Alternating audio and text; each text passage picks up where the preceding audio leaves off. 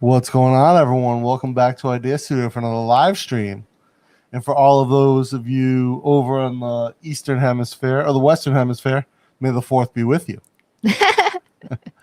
We're already on the 5th here today, but yeah, it's a 5th. No issues with regards to that for us. So there we go. I see that we've already got Joe, of course, and Amazaki in the comments from last night.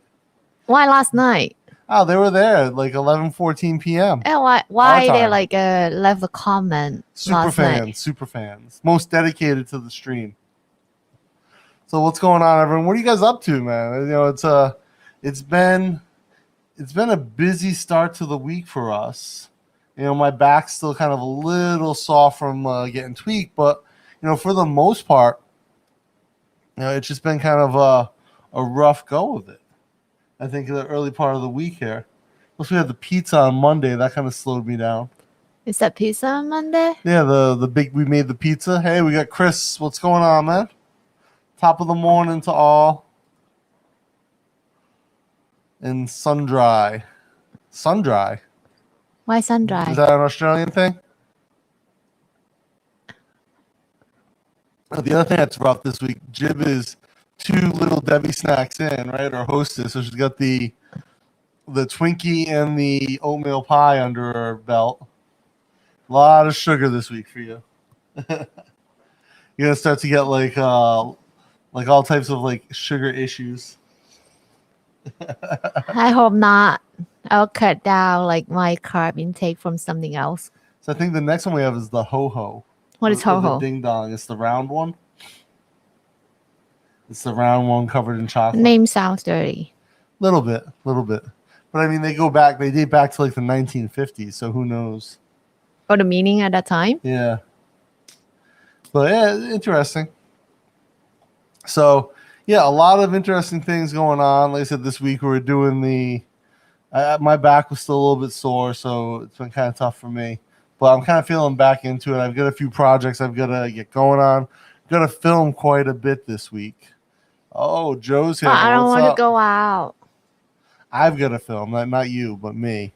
Maybe you should not go out either. I got to go to places where no one's at, right? Okay. I'm gonna do the Klong today, because the one where I always see the guy pissing. Eee. So I've got to go up to that Klong and film because there's something interesting over there.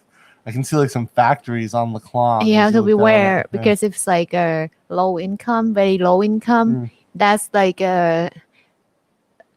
now it's like kind of a new cluster. Babe, I hate to tell you, but there are no Klongs that have high income on them.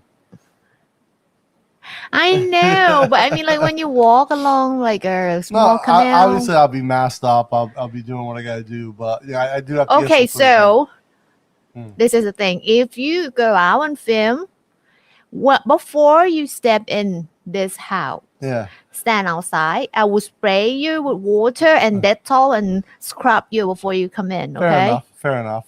Okay, fine so, then. BNP Chris, don't say sugar. I should have slipped a couple extra goodies in the Vegemite. Oh, nice. Good for Australian Vegemite. So if you can eat Vegemite, you should survive Bara here. Or even like a salted fish, bakema, the one that I like to eat with the boiled rice. Durian is like, I don't know, it depends. If you like, you like. If you hate, you hate. Joe's out here killing it on these steps. 22,750. Damn, so far. He's probably going to go out for another walk. We got, Todd, what's up? Jim, for not sharing your oatmeal cream pie with me. Very limited supply. It's not like we have an unlimited supply of these floating around. So it's like, you have it like when you're young or what? Like this snack? Snacks when we're kids. Right, and so my buddy Eric wrote me. You guys know Eric, and he was saying that they're much sweeter now than they used to be. Really? And actually, apparently, there was a hostess. He said no, the Twinkies are much sweeter now than they used to be as well. Oh dear! And he was saying that there was actually a Hostess factory near where he and I lived in Cleveland. Okay. So in Parma, where my office was, actually there was a factory, which doesn't surprise me. It's a factory type of town. What's going on? So yeah, we thought we'd do this Wednesday one. I scheduled it yesterday. We've been doing a lot of shorts. What do you guys think of the shorts that we've been busting out? I think it's a fun way to make a little bit different type of content. And once we can get out into Bangkok, I think we'll make some more Bangkok central shorts. Will be a lot nicer. When we can walk outside again. Yeah, like right now we're just because of like the lockdown. Don't know if you guys. It's not lockdown. Not lockdown. Don't say it. But I don't know if you guys have with restriction for all intents and purposes, right? Easier way to describe it. But you guys might have seen that Phuket is voluntarily enforcing a curfew. Right? In some province. Yeah. In some provinces, like the head of the province, they just like announce, okay, do not come out. Like what time? Good morning to Supfit. Supavit เหรอ Supavit. No A. Supvit. ตั้งตรงจิต your last name is ตั้งตรงจิตเหรอ Is it a common name? No, you know the vocational school, the college, when we walk past before around my school, that's ตั้งตรงจิตพาณิชยการ I see. Yes. Amazakian's here. Amazakian, who tortured the Thai mackerel, had its head twisted, the fish, pla, tutad. It's not,ปลาทูทอด Thai mackerel. Okay.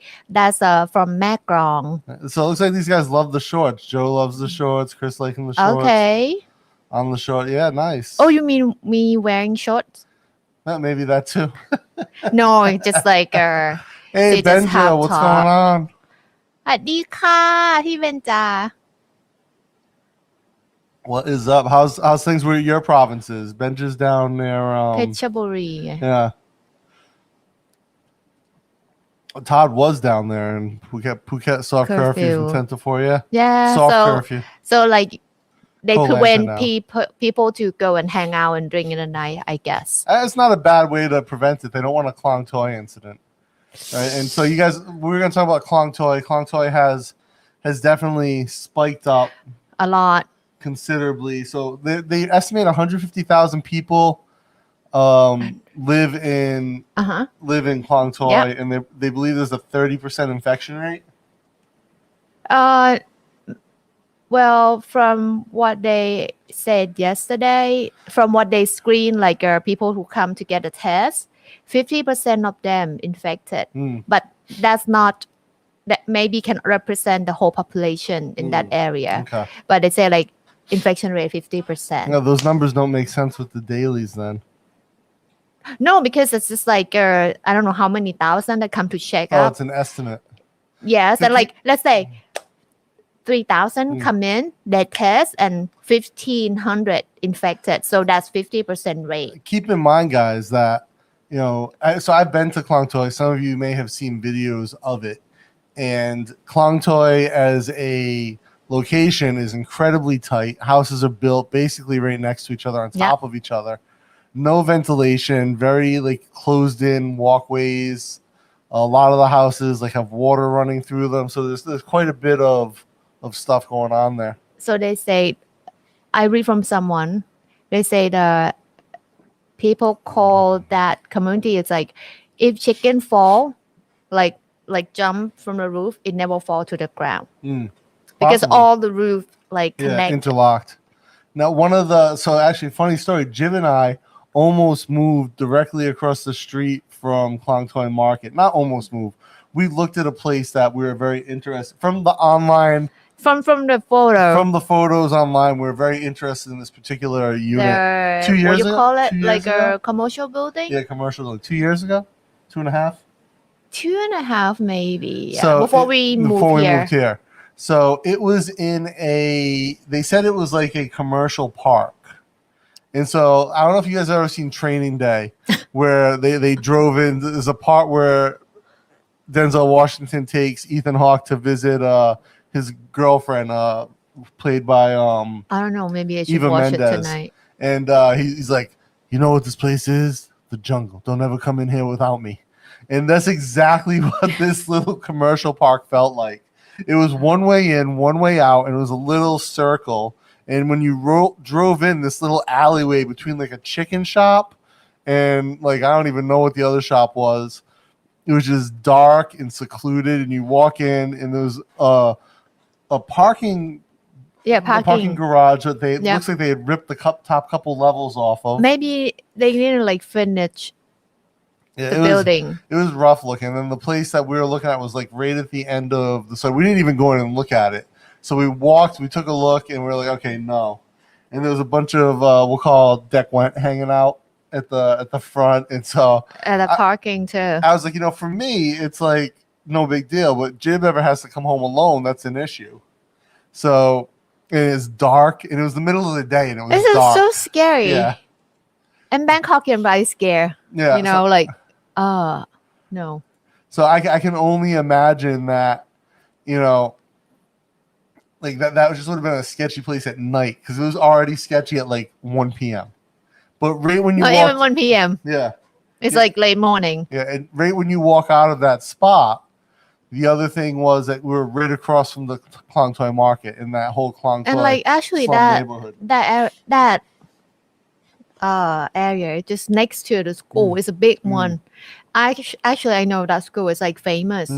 So I think like when I Google and try to find a house, it's like, oh, this place not far from school. So like when you have the place not far from school, you think about like, okay, it might be loud in the day because student, but like it should be safe because of student too, right? Yeah. But then when I see that place, like, really?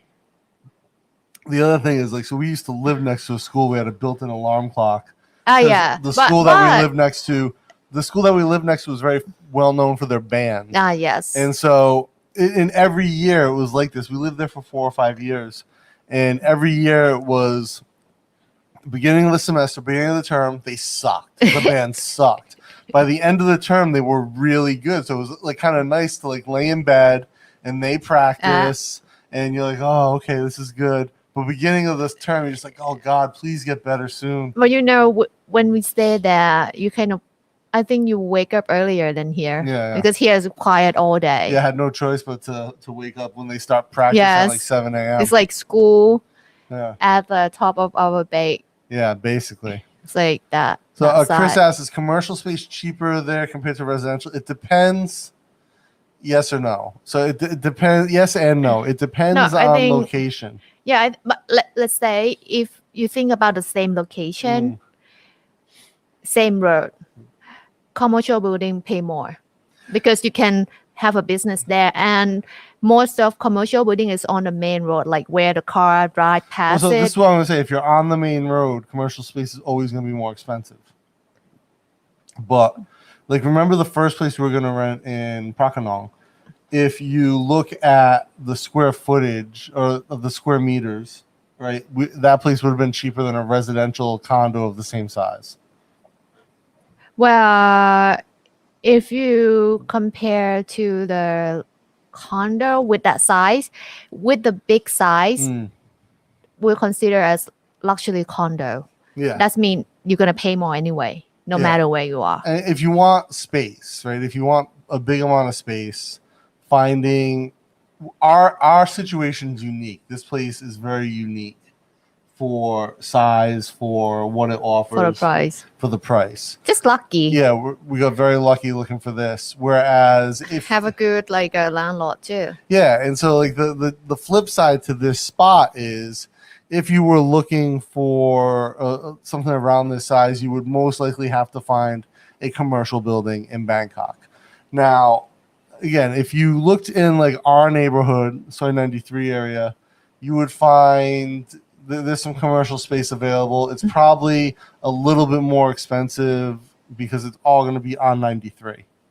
Whereas I think if you look like maybe on Soy 29, Pongmi 29, you might get one of those commercial buildings for a little bit, about the same that we. Or you walk to the side Soy, like us is 21, right? Mm-hmm. So like, I believe there are many on the side Soy that we didn't see it, and they didn't announce on like internet somewhere because they don't know how to, or maybe they just too lazy to do it. I don't know, but like if you want like a cheap residential place, it's better to walk and see the sign. Yeah, for sure. I mean, we found this one because Jib basically went online and looked at like a Thai only board. Yes. For location. Actually, and this is like I hate to dog a whole industry, but Thai rental agents kind of suck.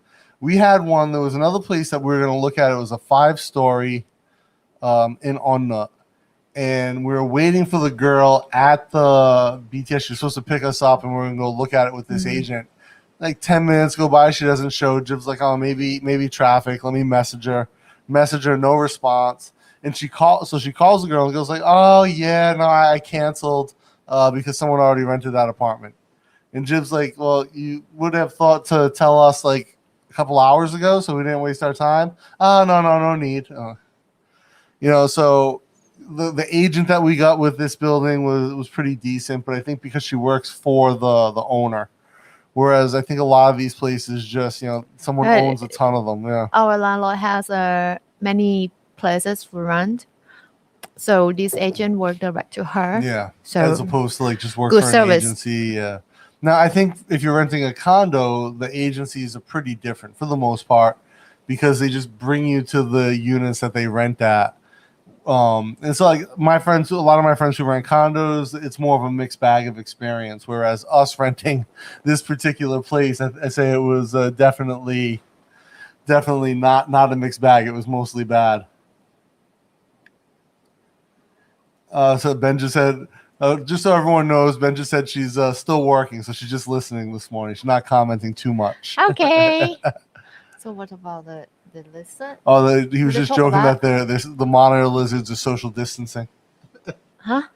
The lizards are social distancing. Jim's face. Gator Jake drinking coffee out of a ball mason jar is undefeated. Damn right. Real ball mason jar too. It says ball on it. Classic Americana right there. I've only got the one though. I've been trying to find another. So finding the wide mouth like this has proved difficult. I got this one, and it was the only one at the time. And I can always get the smaller mouth ones, but obviously drinking out of the wide mouth mason jar makes it a bit easier. So Jib's got her cup, or else I would get Jib a wide mouth mason as well. We've got some small mason jars. If you guys saw the root beer videos, I got the little tiny ones that I use for cocktails, and we use those for the root beer sampling. Yeah, gotta love the mason jar. So I just realized I got the overalls on today again as well. So overalls with the mason jar. I'm a bit hillbilly today.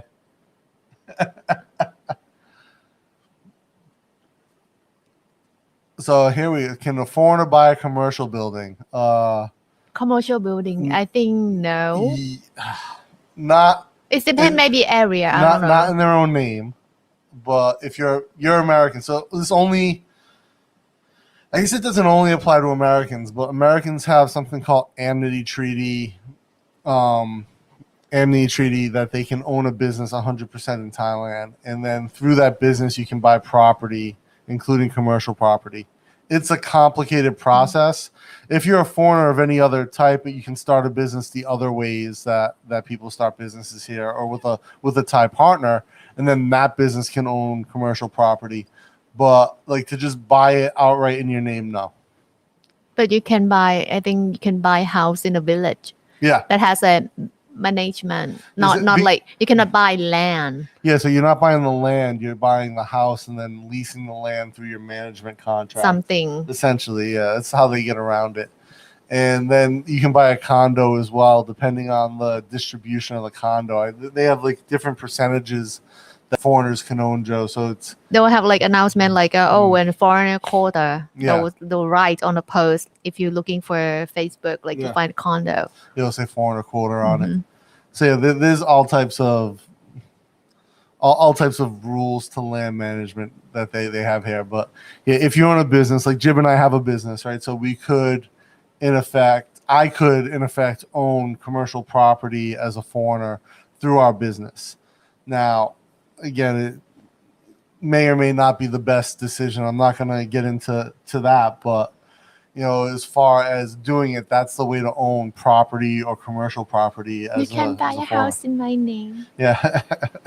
Yeah, Jib will let you guys buy whatever you want. We'll just put it in her name. No, I mean you, not any guy. I mean you can buy our house in my name. Well, of course, because that would be the smart thing to do. Yeah, so like make it easier. Yeah, but like it's different from many other guys who live on the beach, like homeless. You know. Also similar to Peach, but you can 100% only own a condo there. Okay, yeah, it's interesting. I'm surprised America doesn't have some type of special treaty with the U.S. same that they do in Thailand. Because America and Philippines have a very close relationship. 555. Maybe they don't want you to own the land, Swish some Fireball in this, no, God, Fireball. Oh, that's what Fireball? It's a cinnamon flavored whiskey. It's very sweet. It tastes. Wait, there's a whole jar? he's saying just put like a shot. Okay. But no, it's a bit early for that. I have work to do today. Oh, you mean now? Oh, dear. Actually, sometimes when I make old fashions, I'll pour the bourbon through a little bit of ground coffee, give it a little bit of coffee flavor, then muddle it in with the bitters and the citrus. Just 5 more minutes, Jim. No, it's not 5 more minutes. But you see the shirt is a same character. Lazy 8. Good day, Tama. Lazy 8. Yes. I like. Let's Gator Jake. I would love to stick around there and Jib, but for me, it's time to hit the rack. Have a great day. Hey, thanks for coming by, Jake. Appreciate it, man. Where is he? Have a good day. Hey, yeah, where are you located?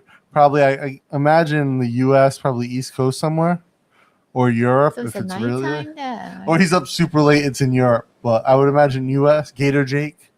Gator's a U.S. thing. Is he from Florida? Maybe.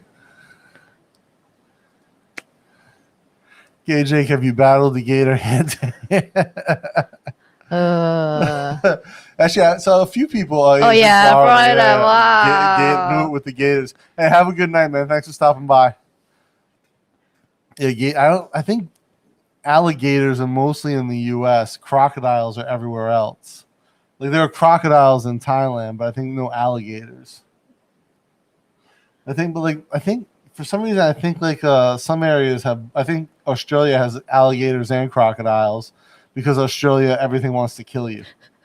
It doesn't mean that they have to have all. Every venomous snake in the world, every lizard that can clap you, they're all there. Oh yeah, right. Yeah. Scary. My alien's pick I took in my backyard. Oh my God. That's his backyard. Huh? monitor lizard on steroids. So we might have just a small one. Yeah. Top of the morning, Patty. Patty Doyle, how you doing, Patty? son? How's it out there? Top of the morning. Kiss the limestone, did you? What accent is that? It's some horrible European accent someone's gonna kill me over because it's definitely not Irish or British. Okay. Patty, how's it going? You on the road today? What's up? You filming? Sound nasty. Yeah, Joe, I agree, man. Fireball. Well, I guess if you did a little bit, right, and you had a little cinnamon flavor, a little pick me up, could probably be okay. Alligators are only in the U.S. So what's the difference? Crocodiles are more aggressive, I think. Alligators not so much. Oh, that's why they can chill out and walk in a golf course and the golf player just okay, and shoot them go. Whereas I think crocodiles will actively kill you. I don't know. I don't think no case in Thailand that get killed by a crocodile. Yeah, most of them are here so I've been to a few areas where they said there are wild crocodiles, and we've been to Bangkok that's supposed to have wild crocodiles. And why you go into the water and get killed? No, never go into the water, but you're always on. Where I've been in Thailand, you're always on like an elevated walkway in the mangrove. So like you're never in there with the crocodiles unless you're like Rob or something. Rob would definitely go into. Oh no. Don't tell that. Then they will like give Rob an idea to do things. I'm sure he's done it. Oh, Patty's climbing a mountain today. Nice. Where? He's in the south somewhere. He was in Koh Lanta. He's making his way up the coast. Okay. Which mountain, Patty? Give us a sneak peek. Hey, Dave. What's going on, man? How's things? You get near a croc nest, you better be prepared to run. Yeah, right. And can't like crocodiles sprint at like some crazy speed? So like if you can't run fast, you're screwed. Because I've seen the monitor lizard just gun it. But yeah, we've been in Bangkok and there's signs for crocodiles in Bangkok in the mangroves, but you're always on the elevated walkway. Yeah. And I think in Koh Kret as well. They said that there's some, but I think for the most part they live in farms here. Like they pretty much farm them all. Patty's climbing up Dragon Crest Mountain. He's going up to visit a Shaolin master and predict his kung fu. Our neighbors are making chili paste as they do 5 times a day. Our neighbors. We always hear like this little normally noise. For dinner. Yeah, I think they eat chili paste every day. Things are good. I can't wait to see what you guys are trying to get your wife to eat. And that next will be. He said you can't wait to see the next short, basically. No, next short will be him eating durian. No, that'll be a whole long video. Oh, okay. Yeah. So that means you're gonna eat a lot, right? Joe says he goes alligator hunting twice a year. Huh? Just out in his backyard. He lives in Florida. And you hunt it for what? Ben just says, okay. Read it. I can't. I'm illiterate. So he said the alligator in Florida do not attack people. So you can swim there. But if it's Thai, then you have to run. So yeah, here's the thing too. Like in Florida, they don't have them in the ocean, right? They're just in the freshwater in Florida, as far as I know. But I've seen video from Australia of a crocodile killing a shark on the beach. Oh, I think I saw that. Yeah, I showed it to you. Like, yeah, no, I'm not going swimming. If there's crocodiles in the ocean, it literally came up out of the surf and ate a shark that was up on the shore. Nope, not gonna happen. Not gonna happen. Maybe if you want to go to swim in the sea there, you have to fly the drone up top of you to see like around. Right? If anything come in, it should be like range that you can just like swim back to the beach right away. Yeah, it's pretty wild. So, Ben just dropping more Thai on us. Oh, she said a crocodile in the sea is very aggressive. Yep. I told you, everything in Australia wants to kill you. Let's just say ka. No. She's like a typo for the first one, so she fixed it. Oh my god! But I never see like real one. Oh no, Joe says they'll go after you. Joe says they'll go after you. How? That's not the alligators he's talking about. Oh, I never thought they were that aggressive. I remember one time I was in Florida and I went for a bike ride with my buddy and we were riding past gators on the side of the road. And they're just sitting there like mouth open, like, and you're just zipping past. He's like, no, that's normal. No, you cannot do it like it's a moderately size here. It's the size different. No, we're riding bicycles. I know. Yeah. Well, you're not going near it, right? I mean, they're on the side of the road. You're on the side of the road, and they're off in the grass, so they're like less than a meter away. I will cross to other side of the road. All right, Todd, man. Catch you later. Thanks for coming by, dude. Have a good day in Koh Lanta. Yeah, they're called salties, but are happy to swim upstream to have a feed on the campers in the river. Oh, my God. Oh, they just want to eat everything. Damn. And of course, in Australia, they have a nickname for everything. So saltwater crocodile, salties. McDonald's, Macca's. Burger King, they call Hungry Jack. Huh? Yeah. It's not chota. Flip-flops, thongs.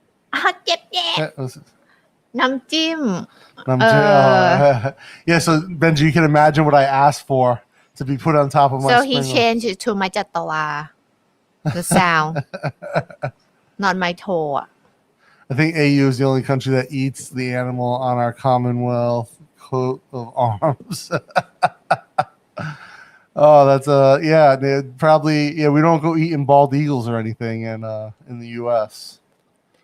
Endangered. But do you guys? So, Chris, are they farming? Do you guys farm kangaroos there, or are they catch them in the wild? Or maybe it's like too many. Yeah. Yeah. Well, no natural predator. Maybe.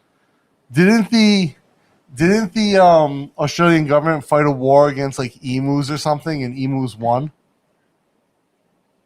Huh? Isn't it extinct? No, emu's like a bird. I think the Australian Cannot army fly. tried to kill this bird, and they couldn't. The emus won the war against emus. I think they have problem with the wild It's like cat, a like joke. the house cat that stay in the wild and be a wild cat now. The emus have. I mean, Australia has problem with every animal that wants to kill you. Dingoes eating babies and stuff. Oh dear. Oh. To the Nigeria Fall. Oh, the what do they call it? The Victoria Falls in Nigeria. Is that what it is? The largest waterfall in the world. Niagara? Well, it's like a 16 now. Stuck's like Joe. You had a record one. No, Niagara's in the U.S. Yes, because Dana said num Jim. Yeah, the Emu War. Bosha, yeah, the Emu War. I read about it somewhere. And why they want to fight with birds? So there was like a population of the birds that were like messing up the farmland. And so the army went out to fight these birds, and they couldn't kill them. So the birds won this war. So they should find like natural predator and like No, that becomes let it a out? problem. I think Australia did that with a few other things. They found a predator and imported it, and then it became an invasive species and killed everything. No, you should not import things. You should like find it in nature and just like multiply. You know. Yeah.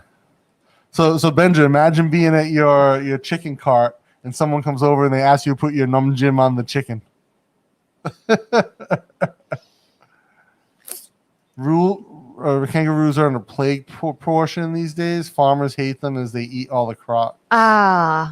Crops, I imagine. Crops, not crop. I don't think maybe kangaroos eat crocodiles too. I'm not sure. No, that's like herbivore, isn't it? Most of the army went there. They brought like Gatling guns out to try to kill these emus, and the emus they couldn't kill them. Imagine like if your army like lost a war against birds. Why they don't sell it? Like export it, because like animal in Australia is like only them have it. Yeah. No one else in the world has it. So why don't you like import it? Australia is an evolutionary freak show. It is part of evolution, but like why don't you sell it instead of kill it? No, but I'm saying like they missed out. Like Australia, because they were isolated, is kind of like an evolutionary freak show. Try. You know, kangaroos, dingoes, crocs. Oh, koala. Koala. I like. Do you know koalas? Most koalas have chlamydia. What's that? Chlamydia. It's a STD. And why? So you can catch chlamydia from a croc. Oh, not from a croc. From a koala. How can they have it? I don't know how somehow these koalas all have chlamydia, and that humans can catch chlamydia from the koalas. Hey. Yeah, I saw something on YouTube about it. Yeah, on like a John Oliver show, they have like chlamydia treatment for koalas. Someone give it to them. I have no idea. Probably humans will do anything. My chicken no num Jim because I have to cook everything in sides and then very delicious. Drop bears into our show. What's that? Drop They're saying like bringing bears as a. Oh, you mean a bear? Like a bear, like grizzly bear? Yeah. They don't have bear to kill the emus. I don't think just koalas. No, I mean like a big bear that like eat other animal. This time it really does say bearded clams, not breaded clams. Hey. So yeah, a lot going on in the studio this week, though. Overall, working on some projects. I got to finish up an apron this week as well for my buddy's restaurant. Apron design. Now, one of the other before I get into what else we're working on, wasn't an emu a problem? It was the cockatoos. Right now, it's a mouse plague. Yes, cuddly as koalas look. They are grubby, angry little things, especially in mating season. Ooh. So Chris, I read that during the fires, koalas were like functionally extinct after like the big fires you guys had last or 2019 or 2020, or both 2019 and 2020. That so much of the koala's habitat was destroyed that they're functionally extinct now. Did you know if that's true or not? I mean, I haven't read any updates on the population.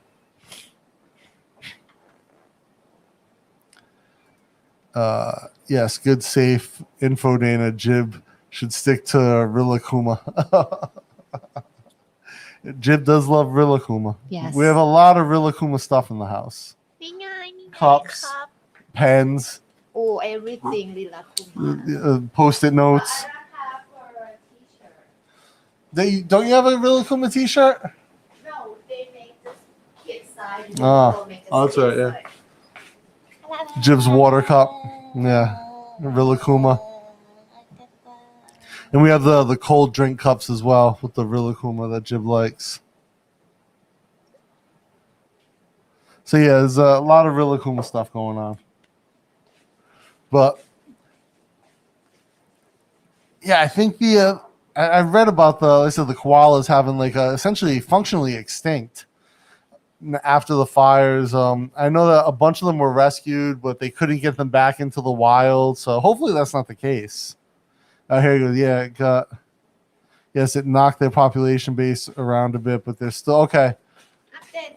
Relocating scorch. Okay, so they are able to get them back into the wild. Nice. All right, guys. So here's Jib's update on her work. This is her capstone project, coming along quite slow, but it's coming along. Start to do this part. Yeah, now getting the black in there. Black done, this done. So I'll start to do this. Oh, okay. And then I will start to do gold. Punching in the bottom. There's going to be quite a few different techniques in that. That one's been taking Jib quite a bit of time, and luckily her graduation was postponed due to the situation in Bangkok. But so Jib's got some time to work on that. But yeah, it has been a challenge nonetheless. It's a big piece, though. It'll be nice when it's done. So one of the other things that we're working on that we've been talking about is setting up channel membership. And I'm trying to figure out, we're looking at a few different things. So we're going to set up a channel membership and Patreon. And so I'm trying to figure out, and you guys can answer in the chat with regards to channel membership. One of the things I was thinking of doing is setting up a Discord server for anyone who joins the channel, so that if you join the channel, you get access to the Discord server to talk about, like, if you want to relocate to Thailand, or you want to have just like more information available about like Thailand and things like that. We can respond like more directly in the Discord. And we would do like low level, like to join that, like $1.99 is the base level, and you would get access to Discord or whatever. And then like maybe like a Telegram group for members, and we might do like a members only live stream occasionally. So two of the things that we're thinking about for channel membership, and we're trying to figure out the Patreon membership, because one of the things that we want to do is make sure that we can offer something like physical from a design perspective to patrons. So like one of the things we were thinking about was like a monthly, what's that? Oh, dropped it. So one of the things we were thinking about was like a monthly postcard from Thailand to patrons. So if you guys, let us know, would you guys, one, be interested in a Discord server that was like a members only type thing, and that you could ask questions about Thailand, moving to Thailand, what does durian taste like? Jib does pad thai. Well, we'll get to that. But like a members only thing, and then with, like I said, with Discord, Telegram, questions about Thailand, things like that. And two, if we had a Patreon and like the minimum level, like there was always something physical you could get, whether it's, you know, a postcard every month from Thailand from us, like our design. Not like we go out and buy like a shitty postcard. While you're hand drawing? Or not, well, maybe digital, not hand drawn. Digital, not hand drawn. A Jib can hand draw it. Sorry, but it's just so funny to think about that. Yeah, no. No one wants my hand drawing.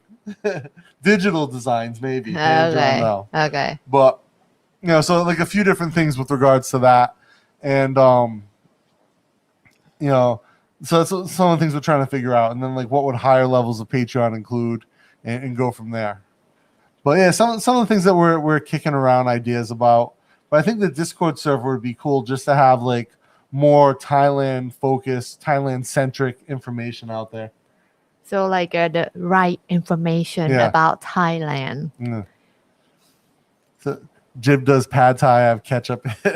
So Joe. I don't know if did I talk about this on the last one where I think it was Adam Ragusia. I think I talked about this in the last live stream. Made pad thai on his channel with a. Oh, Joe, thank you for the coffee, by the way. Much appreciated, sir. Joe just bought us some coffee. Is that compensate for the word ketchup in pad thai? So Adam Ragusia put ketchup in his pad thai. But so I went back and watched that video again, and he did say like that's mall pad thai, right? What mall? Like if you buy pad thai at the shopping mall. Oh, okay. Like that's what it would taste like. You know, like I found like a Thai chef. Head dragon, a snake. Oh, they call Naga. I think it's 5 or 7. Naga can be 3, 5, 7, 9. It's an odd number. Like always, right? the highest one would be 9. Yeah, that's it. Not. Hey, morning, bro. How's it going? How's things out where you are? Bangkok musings. I was right before restaurants closed. I was working on convincing Jib that we need to go have Ethiopian food. I showed her your video. She was like, "Oh, okay, good." And the hidden agenda is like actually fabric shopping for you, right? Yeah, exactly. African fabric. Well, come back to pad thai. Actually, the recipe is not difficult at all. Maybe can you share that link? The Thai guy who make pad thai. Yeah. Maybe it's difficult for you to get the all ingredients like a tamarind, the sour tamarind, not the sweet one with the sugar. It's a sour tamarind that we use it for cooking and fish sauce. Maybe that's only 2 that might be difficult for you to get it, but I don't know if you can find an Asian market like Thai market. Just says read the message on the buy me a coffee. It's like coffee and durian. Joe, thank you. Why are you trying to do this to me? Thank you. So Chris likes the idea of the Discord. He thinks it's a good way to collab and give information about Thailand. Because one of the things like Jib and I see, like there are a lot of bad Thai, like Bangkok or Thai-based videos out there where people sharing kind of like misinformation. So the thing is, like some foreigners may be misunderstanding thing here because they cannot communicate in Thai. So for the good Thai channel, they only speak in Thai, so you don't understand what they're saying or what story they're talking about. So if you can listen Thai, maybe you go for like a Thai channel, Thai YouTube channel that like speak good language too, not like just say like swear word and like complain everything or say, you know, like you just look to the bright side of the city, not like everything go so bad or not nice, you know. I think one of the other things with the channel membership too, you can get like channel badges. So I have a friend who's like a really well-known graphic designer. I was thinking about like reaching out to him and with my ideas and seeing if he'll design the channel badges. So that would be kind of cool because they change over time. Like the longer you're a member, the badges can change. So I thought about like I have an idea for like some interesting badge designs, and my buddy who is a graphic designer, very, very good one. I thought would be interesting to work with him and have him make. No, it's not. Jib's slapping me with my. I got a new mechanical keyboard. This is the skinniest mechanical keyboard on the market. Sounds nice when you type it. Yeah, it's very clicky, and the keys have a ton of travel. Think about really like when the computer is still like a black and green. Yeah, but it's quite nice to type on. It's like the thinnest one on the market. So I got this wrist pad with it, and Jib's like trying to spank me with this. So I saw. So actually, no, we live too far to order the food, Brian. It's a bit too far for us to get it where we are and like where the restaurant is. Oh, but they still have takeaway, still open takeaway at the moment. I was there on Sunday to celebrate the Ethiopian Easter. Ah. Ethiopian Orthodox Easter. Okay, interesting. What do you guys? So, what do you eat? Like, what is the Ethiopian Orthodox Easter? What do you guys? What's a traditional meal? Because in America, Easter for Catholics, I grew up in a Catholic family, would be. Are you? I grew up in a Catholic family. I'm definitely not Catholic. But it would definitely be like a ham. Ham would be like the big Easter dinner. I think Jib would be a good teacher. Always demand you to get the pronunciation correct. Yeah, that's why I can never move on from one lesson to the other because I'm always struggling with the pronunciation. Joe's into Discord too. All right, yeah, I'm going to get that set up. Like I said, I want to make sure I get the badges right. So I'm going to talk to my buddy about the badges because I really believe in collaboration. So he's a designer. I want to collaborate on the design together and get the badges set up so that it's something really special, not just like a generic, like, hey, boom, this is a shitty YouTube membership badge. I want it to be something special that has like meaning and also involves another designer in a different discipline and pulls it all together. I think that would be cool. Thumbs up all around. And like I said, for the Patreon, it's going to be a while before we launch that. But again, I thought postcards, like a monthly postcard that we actually send out from here, like that we work with, could be one of our digital designs that we have printed. We got to find a printer, figure out what that cost will be. And then like that would be like at the very minimum, you would get something physical from Thailand every month. And whether it's an image that we shot or a postcard, we would want that to be able to go out. And I think that would be kind of a fun way to look at different aspects of Thailand and like different design elements that we pick up around the city. Bangkok in particular, since I know for me, Bangkok, you guys, it's no secret I love Bangkok. Bangkok is like a muse to me. But Jib as well. I mean, she's lived here her whole life, so her perspective on the city is quite different. And she sees things that I don't, which is what I love about when we go out together and like walk the city or do photography, is Jib will see like classic Thai stuff that I just miss. Because you're tall. I'm like 1 feet shorter than you. So she can see a different perspective. I see things like below, see things above. I can't wait for Dana to explore the art of body painting. Huh? Body painting, maybe. What? I think maybe it'd be difficult to paint my body. I'm a bit too hairy. It's hair. Like, how can you like clean it after? Yeah. A traditional American Easter meal is chocolate bunny and marshmallow chicken. Marshmallow no, chicken? baby chicks. They call them peeps. And by the time you get them, they're so hard it doesn't matter. You put the peeps into your hot chocolate. Is that real chicken? No, it's like a baby marshmallow baby chicken. I gotta show Jib. Oh, it's like a marshmallow made in the chicken shape? Correct. Okay, fine. Have you seen this? Oh, how can I? And then it's covered in granulated sugar. I just know the word Easter. I know it's like something festival or event, but I don't know what is that. Peep. Huh? Look, not alloy yet. They're not a Roy. It's a marshmallow covered in granulated sugar. I mean, like the shape itself, like not that. They want a 5 more minutes badge. Right. So actually, the other day I tried to wake him up, and then I hit record on my phone. It's like, Pimi, you want to get up? Like, yeah. And then he says something and then he fall asleep. And then I go downstairs and work like another 2 hours until he walked downstairs. I send a video to him. I was like, do you know that you talked to me this morning? It's like, no, I don't. I can't remember. So when he see the video, it's like, really? It's so funny. But yeah, it's the way it is. Yeah, so yeah.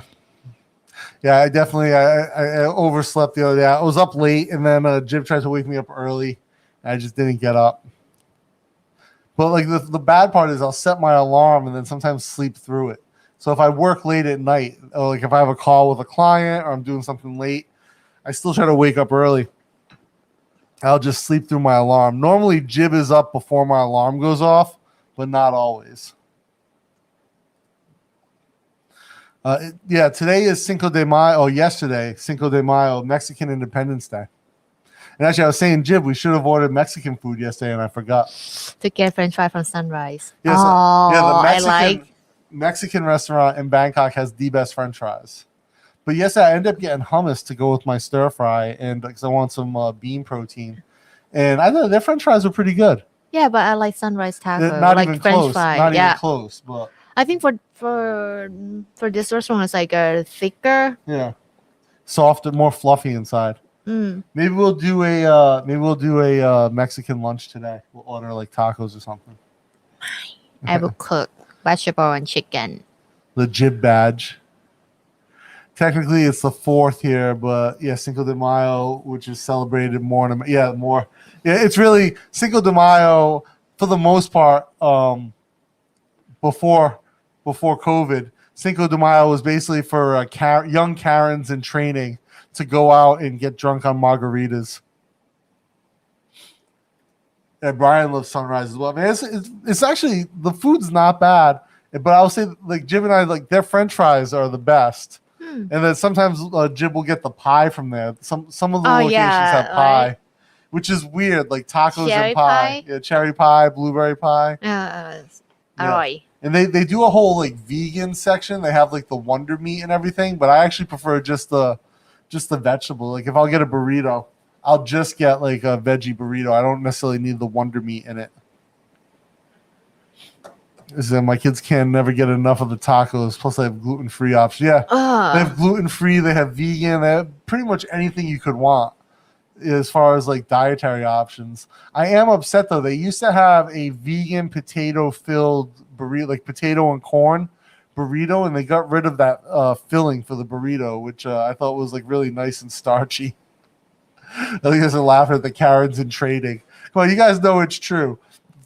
Cinco de Mayo is for like young Karens in training to go get smashed on margaritas and cause trouble. Yeah, may the 4th be with you is the Star Wars thing. Jib tagged me in a photo yesterday with Michio Kaku, the physicist, holding a lightsaber, said, may the 4th be with you. And I interviewed Michio Kaku for one of my shows at an event. So when I hosted and produced a show in Malaysia, and they did a global event called GEC, Global Entrepreneurship Community, in KL. And so Jib and I flew down, and they put us up where we stayed in like pretty nice hotel in KL, like right next to, not attached to KLCC, but you could walk on the Sky Bridge. And Michio Kaku was like the keynote speaker. And so I interviewed him live. And it's funny, I have a photo on my Facebook page. And it's Jib. Jib was waiting. I was doing interviews all day. And so Jib was waiting for the Michio Kaku interview. She's standing right in front. And when Michio Kaku came over from the keynote stage to my studio, it was like a big glass studio, like a fishbowl in the middle of the floor. She basically got pushed back like 10 rows by all the people who flooded in. Yeah, all the guys like just pushed me back. Yeah. Well, that time, if I know BJJ, I can take care of that. And then you said like, oh, when I took a selfie with him at the end, someone was like, oh no, he gets a selfie. It was a cool interview, but like we had dinner with him the night before, and I thought our dinner conversation was much more interesting because he wasn't in character. And he's very much the character of Michio Kaku, and so when we were doing the interview, he stayed like that. But when we had dinner the night before, we were sitting in these weird ass tables. Remember those tables? And it was like they're in the floor. Yes. And so like it was next to the pool. Yeah, next to the pool on the roof of this building, and we can see Petronas Towers across the way. Mm-hmm. And so it was like my buddy Dash, my boss, the director of the network, UN, Jib, me, and Michio Kaku, and the minister of the secretary general of the Minister of Finance at this table. And so we're all sitting there and we're talking, and Michio Kaku's so chill, so laid back, and we're hanging out, we're drinking wine, and it's a good time. And the next day he was so in character. Like I was trying to get some of those same insights he had the night before out of him, and he was just like so like in the mode of his character. Like we had to just kind of go with the flow. So it was a good interview, but it was frustrating from the perspective of like I really wanted to talk about these other things, and he couldn't go there because he was like all about the like the catchphrases that he uses, and it was all right, but it was cool. Yeah, I tell you, he ate a lot. I was surprised. He ate like they had these little slider burgers. He ate like 6 of them. I was surprised. He's American. Yeah. Flower and Dana, thanks for the heads up on the excuse to drink tequila and eat tacos. What? No. No, for Chris. No, for Chris. It's already same day as us. So you missed it. No, Chris, you gotta wait we miss it. Chris. Next year. Have you ever had fried tacos with potato? Yeah. So when they had Sunrise used to put potato and corn in the burrito in the taco. Remember that was the filling I always used to get, and now they got rid of it. So now it's just bell peppers is their vegan filling. No durian pie for me. Actually, Jib gets every Chinese, is it not New Year, Moon Festival, the moon pie? The durian moon pie. Moon cake. ขนมไหว้พระจันทร์ Padia Vlog, greetings from Naklua. Hey, what's up, นา Padia เก Vlog? ลือ One more time. นาเกลือ Naklua. นาเกลือ Naglua. นอดกลัวเกลือ Glua. Look at now เกลือ Glua. Yes. I saw Taco Bell is coming to Padia. Exciting times. Oh, you don't have it there We yet? got like 9 of them in Bangkok now, or 8 of them or something. That must have been a great interview. He really is a cool guy. And like I said, the Michio Kaku, as far as just like just overall chill factor, really cool dude and really insightful. Like the night before, like I said, when we had dinner, we were talking about, so at the time, keep in mind, this is 2017, I think. So cryptocurrency is still kind of like a really hot topic. Quantum computing was really early stages. We talked about so much cool stuff. And then like the interview was just like, it's just like because he was in character. It wasn't. Then it's public. It wasn't as deep, and it was very public. We were in we're in a fish tank in the middle of probably 2,000 people watching us live on the floor of KLCC. But yeah, if you actually go to the efm.live website, you can actually still find the interview if you find my show, SEA Biz Podcast. I think it's like episode 3. Nice. You have seen the 2 Twin Towers. Yeah, I've been up KLCC. Jib and I took photos at the base. The first time I had been to KL like 20 times before Jib and I went together to KL. We had been to like Penang together and like Borneo, but never KL together. And so I had never gone to the park to see the towers because I was always waiting for Jib. Right? Until we went there and we took. It's funny because they have the guys. Remember the guy trying to sell us like 100 ringgit or something for like a wide angle lens for our camera? I was like, nah, we're good, dude. But yeah, we took some photos in front of the towers, and then I forget the name of the building that we had dinner in, but it was directly across from the towers. And when and I've done a few other things like with Petronas, so like I've been in and out of there a few times. Sounds good. Drink tequila, eat tacos. Yeah, not a bad day if you can drink tequila and eat tacos. So we say outside of Puebla City, Mexico, and tourist areas, you never hear of Cinco de Mayo. Yeah, I have a friend from Cleveland who's Mexican, And he's like, Cinco de Mayo is not a real holiday. It's for white women. White Karens in training to drink margaritas. Yeah, it's a EFM. I'll type it right here in the chat. Actually, EFM.live is the URL. I don't know if that will go through or not. I'll type it over here in the actual chat. Oh, no, it went through. Okay. Yeah, EFM.live is the URL. I think the website's still up. As far as I know, they're still in... EFM is still sort of in business. Let me see if the website... It's a little slow, actually. It's always been slow, though, for whatever reason. Yeah, it's still up. So if you go to podcasts and episodes, and then you got to scroll down, because I haven't produced... My show has not been aired there since 2019. 18? I left in 2018, but they had enough episodes to go through 2019. So my old producer, Emily... Yeah, you gotta go. Oh no, it's not here anymore. Huh? They changed up the website. Oh no, wait, it's different. It's loading. Yeah, you gotta go to the podcast page, and then scroll pretty far down because. Yeah. Oh, I still can see you. Yeah, CBiz podcast. So yeah, they had my face plastered everywhere when I was doing the show. So funny thing is, me and my producer Emily, our show was #1 on this show, EFM CBiz podcast with Dana Bluen. Was the #1 show on the network. And then they hit post-election, they hit financial trouble.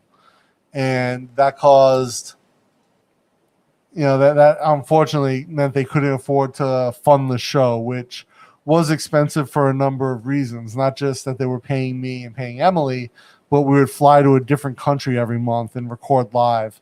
And so they didn't even have the money to fly me into KL to record in the studio after everything went tits up. But luckily, they ended up paying me everything they owed me, so I can't complain.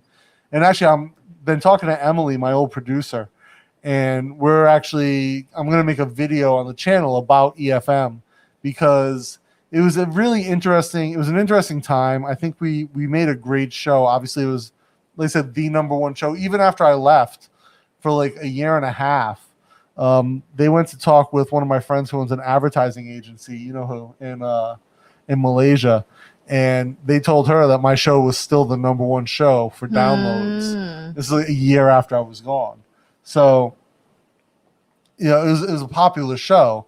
But one of the things that was really cool about that was that it was a very creative workplace, and everyone was just like really cool. And so I was talking to Emily, I want to just make a short video about like what that was like as a workplace, because it was such a cool vibe, and it was like very, very open creatively.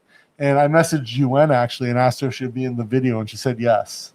Yeah, so it'll be cool. UN is the executive director, and she actually I believe she still runs the station and the entrepreneurship program that they do. And she's a really cool lady. She actually a documentary filmmaker in Malaysia, and she used to be like on a TV show when she was younger. But like, it was just, she like really created a cool environment to be creative and collaborative. And I thought that was one of the coolest things about working there. Everyone had a role, but you could really kind of like flex your creativity. Like I could go in when I would basically fly back there and go edit the episodes with the engineers after we would like go to like say the Philippines and Manila, and then I would fly back to KL and spend a week editing and then come back home to Bangkok. And it was just a cool environment, and they would bring me to do like I would end up go host a bunch of events because the show was so popular. They would bring me out and I would do like event hosting and panel discussions, fireside chats with different groups. But the environment itself, at least for my show and for Emily, my producer, to be creative and talk to people outside the box. Like if I'll pull up, like we had complete creative control of the show, which was amazing. Oh, it looks like they only published 122 episodes. We did like 220. But I could basically pick to talk to anyone I wanted to, and they would air the episode. So, like, I talked to professional wrestlers. I talked to professional fighters, people who ran hacker groups. I mean, I wasn't limited to just talking to startup founders or CEOs. Like I talked to VCs. We talked to Edith Young from 500 Startups, Anthony Tan from SetDem, who actually Anthony's become a friend of mine. And SetDem is like a environmental nonprofit in Malaysia. And so I talked to him about the whole sustainable design and sustainable business aspect of the world. And actually, I flew him up to Bangkok once as well to do an event. My friend Melissa, who owns @Easy, who I met there. Actually, the first day when we were doing the live show, I met this woman and her husband, Fiona and Jung. And Fiona trolled me live on air on the show. Her and her husband were co-founders, and she referred to him as her ex-boyfriend after telling me she was an attorney. And I was just like, God damn, this girl's so cold-hearted. She broke up with this dude and kept half his business, but they were married. So it was like wow, trolling me on air. But we became good friends since then. So, but like also like I talked to this guy Dol Dochetti. He was the national strength and conditioning. He was a strength and conditioning trainer for the National Malaysian Athletics Program. Mm. So I basically could pick just any interesting person and produce this show. Like a Peter Davis is a famous actor and model in Malaysia. You know, I had a really wide spectrum. My friend Bev, Diesel Diva, I talked to her, interviewed her for the show. And she's a Jibs jiu-jitsu coach, but she also does this nonprofit called Peace Through Sports, where she sets up MMA gyms in like impoverished areas of war-torn countries. So, you know, it was just a really cool environment. And so I wanted to make a video to highlight that because, you know, I talk a lot about like when I was an engineer and, you know, the shitty work environment that Cox had, and they had a horrible culture in a shitty environment. And actually, I was talking to someone from there the other day, and I found out like one of my old supervisors, this guy Duffy, who's like one of the worst humans ever. He ended up becoming manager, fired like a bunch of people, and got demoted back down to supervisor. But they kept him in management after he like basically destroyed a department. You know, and you guys know Josh, Suburban Beard. He and I always say, "Don't be a Volpe." And Volpe was my supervisor when I was an engineer in Cleveland, and just like the idea that he's essentially a yes man, right, for the company. And so we always say, don't be a Volpe, but at least Volpe's not a horrible human being like the Duffy guy. And Duffy's also an idiot. Volpe at least isn't an idiot. But, you know, EFM was the exact opposite of that culture, where everything was so chill, so creative, and people would really foster your creativity and your ideas. And if you wanted to do something, you didn't know how to pull it off, other people there were willing to help you and go out of their way. So, you know, it was a great vision. It was a great project while it lasted, and they're still doing some cool stuff, just mostly in Bahasa now. So not a ton of English language content anymore. Thumbs up for 5 more minutes. Thank you, Mojo. They have a great tailor in the shopping area basement of Kale Towers. Oh, nice. There's some actually cool menswear designs in Malaysia, especially the fabric shirts. They have like these modern batik patterns, which I think are really cool. Yeah, right. It's a really slow service. Actually, when they first launched, they didn't even understand. They had the idea to do like this podcast network. They didn't even understand podcasting. So it was a really cool experience sort of coming up and helping them get the server going, understanding how tagging and show creation worked. No tacos, Chris, but have tequila. Yeah, you can have tacos and tequila anytime. Vietnamese for lunch, no tequila this time of day, right? Yeah. Can't be rocking tequila midday. It's not a good look. Right? I mean, I guess you could, but you're not going to get much done otherwise. Definitely can't Maybe drink. If it's just one tequila, it's okay. Maybe. One bourbon. Yeah. Just like sip. But do you want to do embroidery after one tequila? Jib's like a one drink limit person. So for Jib, she'll have one tequila, one bourbon, and done. Why would I have one bourbon? If you just sip one sometimes. I'm not gonna sip one bourbon. And then you'd be like, no. Actually, Jib's mom was here a few weeks ago. And we got Japanese food for lunch. And so after lunch, I asked her mom, I was like, hey, do you want a drink? And something to sip on. She's like, yeah, sure. Because I know when she comes over, she likes to relax and have a little something to drink because she doesn't get to do it at home. And so I was like, I've got something I think you'll like because I know she likes sweeter things. And so I had some Bundaberg ginger beer, and I threw that in with a little bit of Bullet bourbon, which is a high rye bourbon. It's already kind of spicy, and they go really nice together.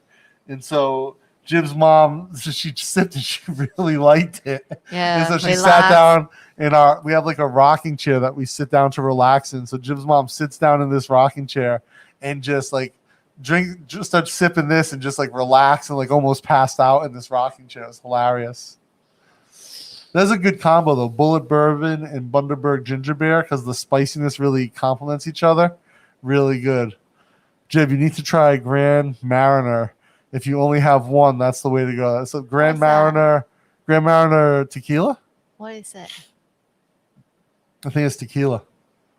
Google it? Yeah. Let's pull it up over here.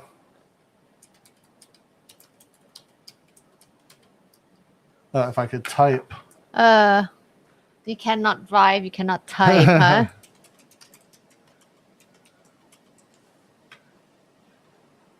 French brand liqueur. The bottle looks nice. Best known for its fine Grand Mariner, Cordon French Rogue, an brand. orange flavored liqueur.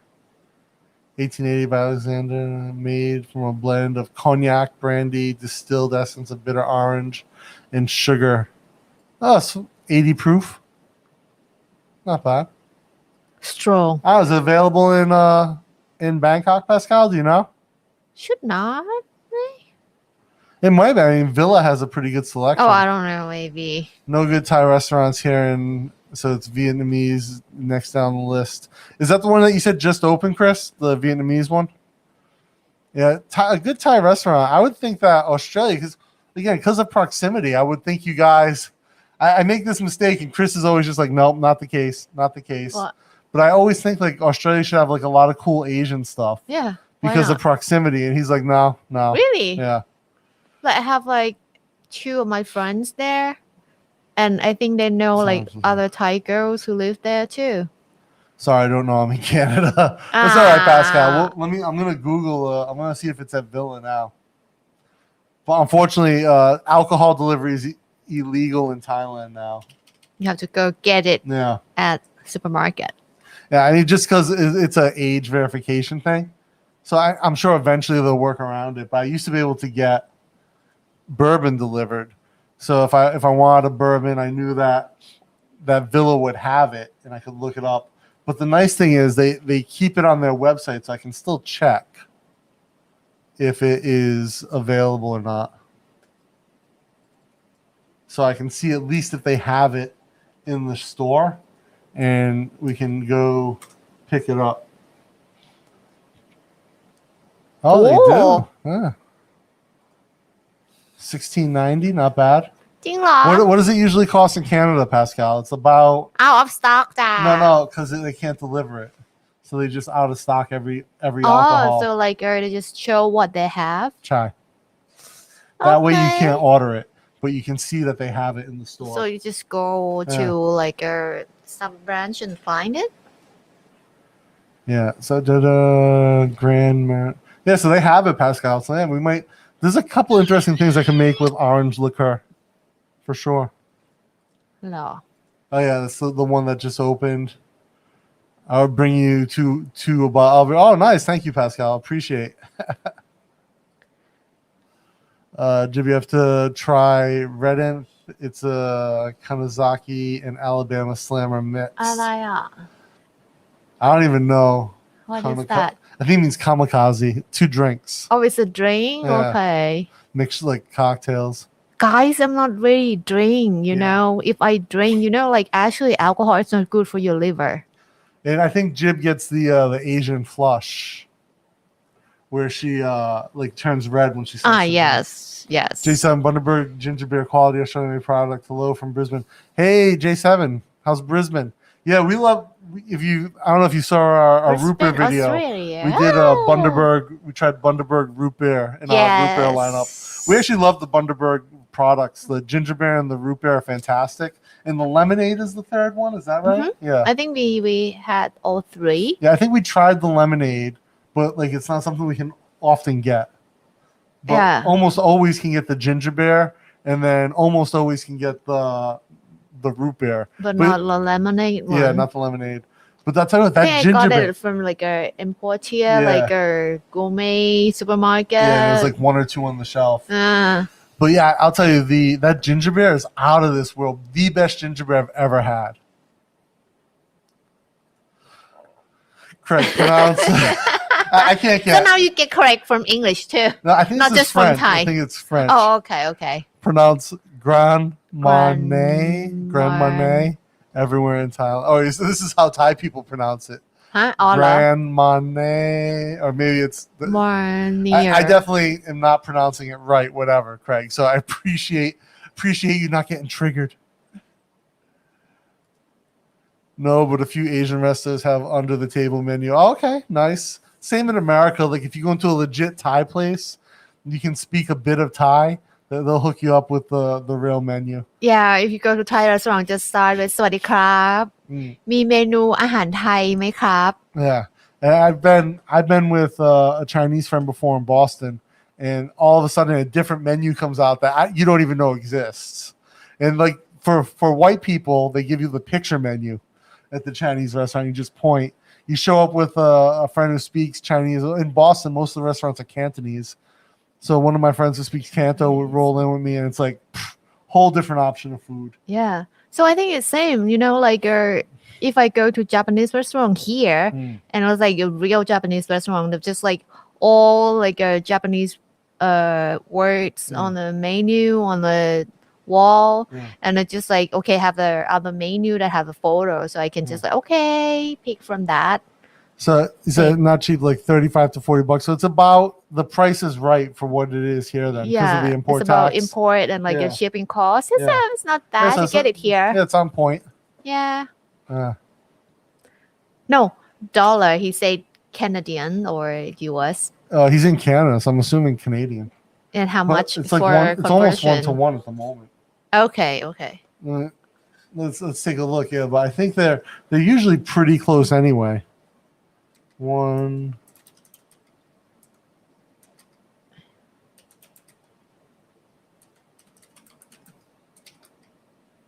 81 cents. Okay. So it does mean it's cost more. So it's about the same price. Yeah. Maybe Thai like this lot like ship it before the. Oh yeah, we got 2 Aussies in the chat. B-52 shots in mudslides. Okay? Yeah. Oh really? See, I'm not not a shot person. I don't know what a mudslide is either. But I just really sip straight bourbon, or I make an old fashioned. That's the extent of my alcoholic my alcohol knowledge. I sip umeshu. Umeshu. They just built a factory in the U.S. for 100 million. Celebs drinking it in the States now. Price will spike. Oh, yeah. I'll tell you, people should be drinking it. The Bundaberg stuff is really good. I mean, quality flavors. Hopefully the U.S. doesn't run it down. The secret menu is just like In-N-Out. In-N-Out secret menu is phenomenal. Actually, I'll tell you though, Chipotle in America has a secret menu where you can like order a burrito made with a cheese quesadilla as a wrapper.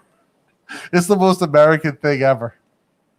They take 2 tortillas and fill them with cheese, then melt the cheese, then they build a burrito inside of that. Sounds fat. Sounds American, right? Sounds like I'm gonna die after eat that. Sounds like freedom. Sounds big. So go to a Chinese restaurant, and my ex-father-in-law would handpick the menu, say something in Chinese, and a new menu would show up. Chai, you can do the same thing for Thai restaurant. Yeah, for the most part. I remember going to a restaurant I think I was in Omaha, and I swung into a Thai restaurant to grab some food. This is 10 years ago, maybe. Yeah, probably 10 years ago. I was in Nebraska. I was in Omaha doing Cisco training. And so there was a Thai restaurant. I was just by myself one night, and I went out to this Thai place. And I had been out to Thailand a few times already. And so this guy walks up and hands me the menu. Oh, sorry, no, the girl walks up, hands me a menu. And she's clearly like half Asian, half white. And so I was like, I spoke a little bit of Thai. I was like, oh, Sawadi Krap. And she's like, oh, you know a little bit of Thai. I was like, I've been a few times. And then she goes in the kitchen. Her dad comes out, who's a Thai chef.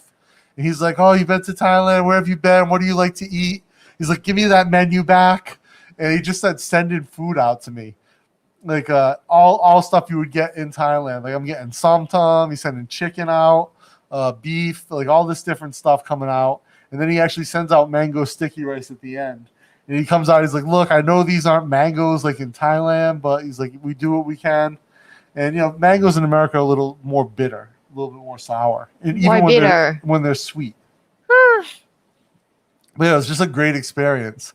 And at the end of the night, the bill came and it was like, he charged me like $12 for like a ton of food. So I just I threw down like $40 like for food and tip. So, I feel like Thais, we happy when we meet someone who visit Thailand or know Thai culture. I would imagine, especially in Omaha, probably not a ton of Thais, I would imagine. So like with that, I believe he must expect that, like a real Thai flavor. Not like, oh, this is too spicy. Oh, that's the other thing. He was like, do you like spicy? You have fish sauce in my dish. Or like, if you visit Thailand, you must familiar with that. I think now people are probably more open to the flavor. But I remember when I first tried Thai food in the U.S., I'm pretty sure there was no fish sauce in Thai food in the U.S. and soy sauce and everything because it's a flavor Americans know. Well, and I can understand that, like,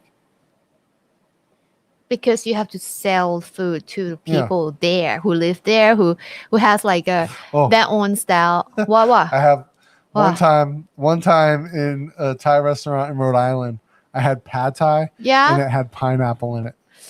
I would choke you out. I didn't make it. Someone served that to me. No. It's you don't call it pad Thai, Jim gets very triggered over these pad Thai issues. It's like you call it stir fry noodle. Yes, it's like okay if you cannot get tamarind, the sour tamarind, you have to use ketchup instead or tomato paste to get a sour flavor. I can understand that, but you should say it's like look alike pad Thai, but it's not pad Thai. So the other thing I thought was interesting with the Adam Ragusia video with pad Thai was that he said that the acidity was coming from the tamarind.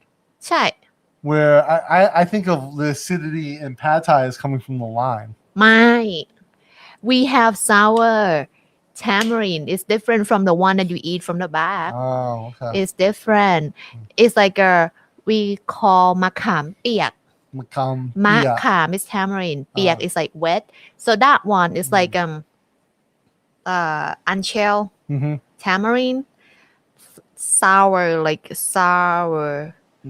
So you get it from the market, soak it in the water and squeeze it. You get like a tamarind juice to cook.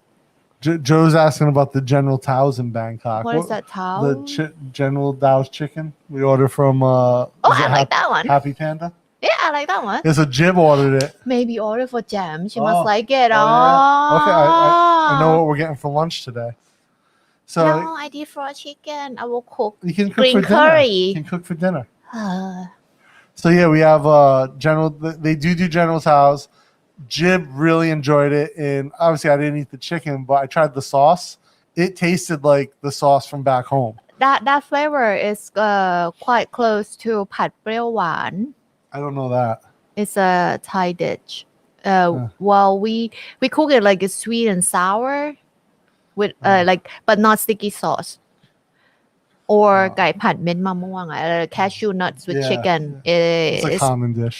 Yeah, it's like between that two dishes. So CSL Bosho, the Thai place near my house, makes their pad thai with a different type of sauce. Oh, I can. Do they use like a prepackaged pad thai sauce? Food is the international language.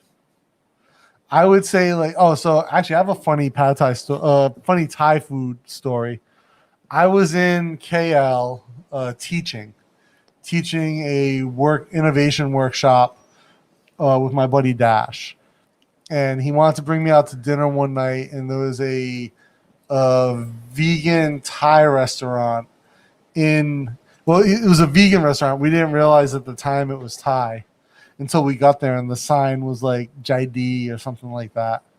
And like Jaidi Ahan, something like that, like Thai restaurant. And we end up going in, and so the waitress walks up, and Dash and I had been going through the menu, and the menu looked very authentic. The food, the way it was described, and everything had like an English and Thai version to it. So, and it would, instead of like vegan, it would say J, Mang Savila, like those things. So I start to order in Thai. The waitress comes up and she's like, Sawadee ka. But like a very like English way to say Sawadee ka, right? สวัสดีค่ะ Yeah, like so I was like, oh, Sawadee ka. And I start to order in Thai, and she's like, sorry, sir. I don't speak that language. Do you know English? And I'm like, what? I'm like, where are you from? And she's like, oh, I'm from China. Well, think about that. Maybe it's okay because like for Japanese restaurant here, Yeah.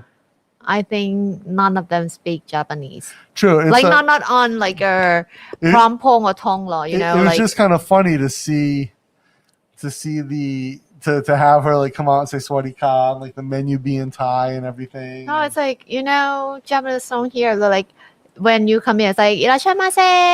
Yeah, and so the food came out, and the food was horrible. Everything was clearly a premix of some type. So the pad thai was like a ketchup sauce pad thai. Oh no. The somtam was like restaurant, like mixed in the bag style. It wasn't smashed. Ow. So when you smash the papaya, you get the enzymes. It changes the texture, but the enzymes come out. It changes the whole dish. So that was not the case. It was it was not a good experience pad thai wise, or food wise. The tom yum had no. Oh no, we ordered tam kha, and it had no herbs in it, so it was just like a pre-flavored. No, maybe it's like they didn't serve like all the herb because you cannot eat it. It It's just the tasted flavor. just like the box. Well, the box should be good. It's still the one good. that we have. It's still good, but it's not like the fresh tam kha. I like the ginger to sit in the bottom of the bowl type of thing. It's not ginger. It's ka, not ginger, Sorry. not king. Kalangkong. So almost, oh really? So the Thai place almost tastes like Mexican food. I think that's common in America too, where they won't they don't have Thai chili, so they'll use like jalapenos or some type of my hand. they'll use like Thai, like they'll use Mexican chilies. Why they cannot grow bird's eye chili at home or at restaurant? We can't even grow them at home, so we can't judge. So that. you grow it in like in house? Can you like? I think it requires the climate here, and they don't have it in the U.S. We cannot do it even in like Florida or LA. It's weird to think that the Thai place would taste almost more Mexican. Joe's messing with us now. He says he likes his pad thai with yellow mustard. Joe, you want me to choke you out when you visit here? Yeah, you're gonna trigger Jib. Amazaki and Aikido slam him. Right? Like someone tries to give you yellow mustard on your pad thai. No. Now I will take you down. I'll buy you. Mariano, how's it going, man? Good morning out there in Germany. Deutschland. How's things there? You guys, how are you guys doing COVID-wise in Germany, Mariano? Oh, I haven't seen much news on Germany. I think they still have high number of infection, Really? but also high number of vaccinate. That's good. That's good. Craig. Started learning Thai in college. Hadn't been there yet, but found a Thai student working in the library copy room. Would always chat her up. She loved. Nice.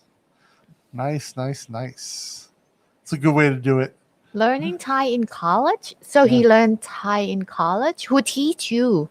Yeah, did you learn it on your own, or did you actually have classes? Like where you a went to school? professor, language professor teach you, or you learn by yourself? Yeah, it's interesting. I don't even think.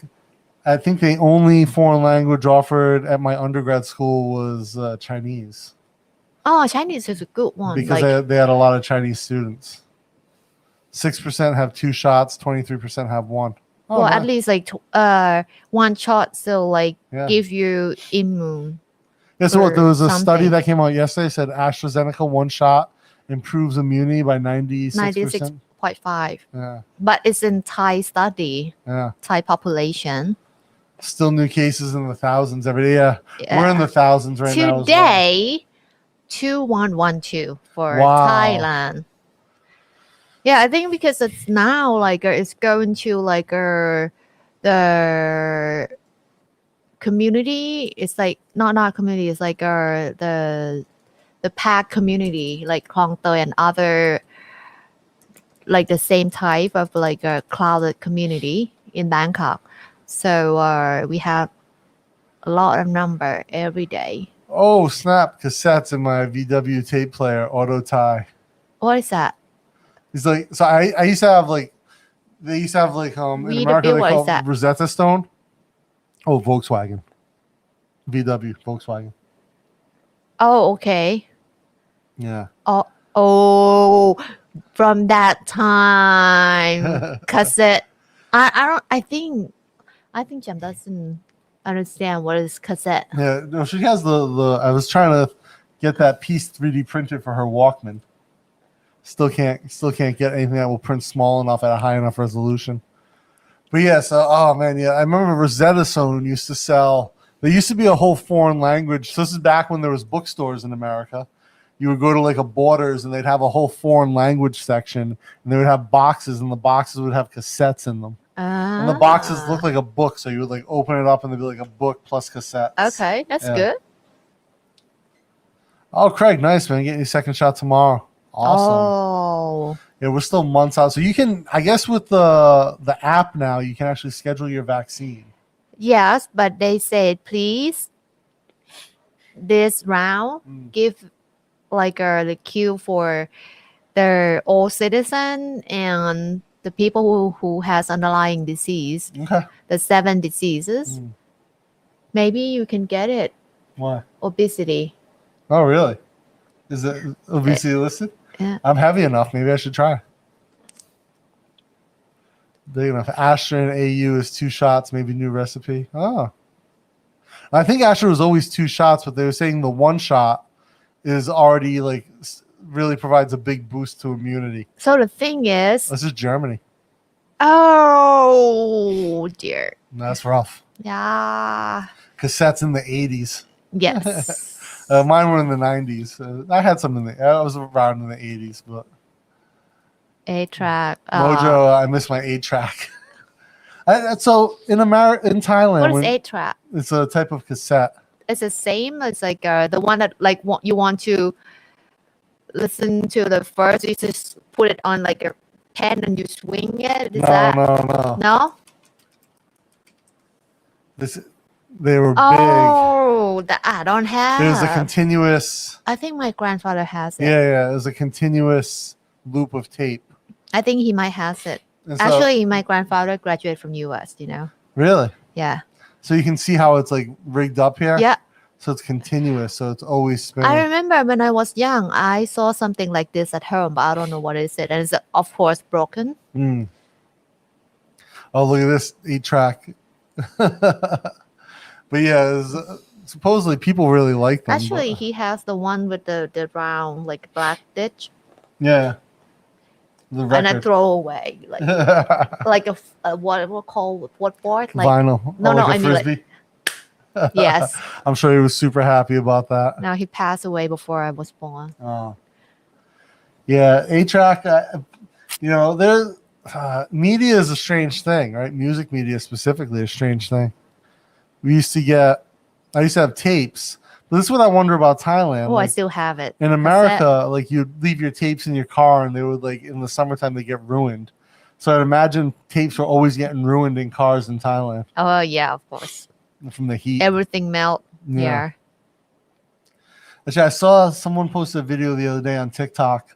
This is up in Isan, but they put a 6-pack of drinks in the back, or a 4-pack, I guess, in the back of a car, and then closed the trunk, and then we're filming it and it blew up. What drink is that? It's like soda. Yeah. Which I didn't really think that was possible, but I've seen that. I've heard of that happening. I've never seen it, but I guess here it is hot enough for that to be and a there's thing. Back of the trunk. Yeah. Remember phone drive Volvo? Yeah. So it has a thermometer in it. Mm-hmm. So when we sit in, just open the car, she check it and it's oh my God, it's 47. Damn. 47, yeah. It could probably get up to 50 inside. Yeah. So Chris says 1-inch tape sounds lovely. It's large for car though. 1 inch. That's the thing about media. What right? is that? Big format media sounds great, 1 inch, 3 centimeters. I mean, what is that tape? It's a big 1-inch tape. The same thing with film, right, Chris? Big format looks beautiful. Large format, medium format cameras look great for photos. IMAX, right? 70 mil looks great. But the whole idea of media is to get more efficient, or the whole goal for media companies is to get more efficient, and you end up getting a reduction in quality with that efficiency. So, I remember I used to love mini discs, but they were just too expensive to produce because of the case on them. So mini disc was a little mini CD, but inside a square. You have a round inside a square. So it looked like a 3.5 inch disc. I think I saw it before, but I don't understand. So expensive. I had one in the US. I spent way too much money on it. It's you have CD, the big one, just round, and then you make it smaller and put it in the clear box for what? To protect it. So I remember I bought a mini disc and literally less than a year later they stopped producing the format. Reel to reel was the rage. Yeah. What's that? Realtor is the tape that went one reel to the other. I'll show you. I saw a movie once. It might have been Austin Powers, where they had a reel to reel player in the car as a joke, as a gag.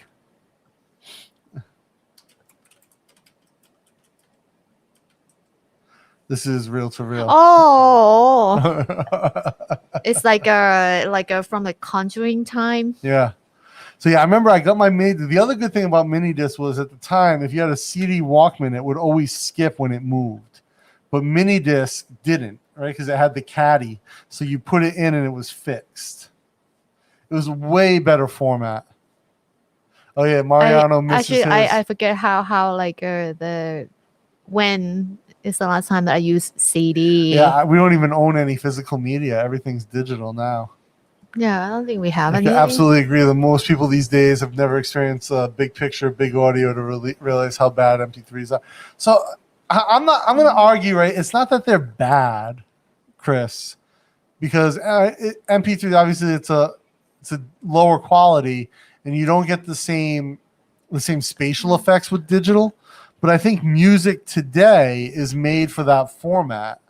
So by the same token, if you listen to Jimi Hendrix, if you listen to All Along the Watchtower by Jimi Hendrix, his obviously originally by Bob Dylan, but if you listen to it, the Jimi Hendrix version on MP3, you're going to miss a lot of that spatial aspect to the music.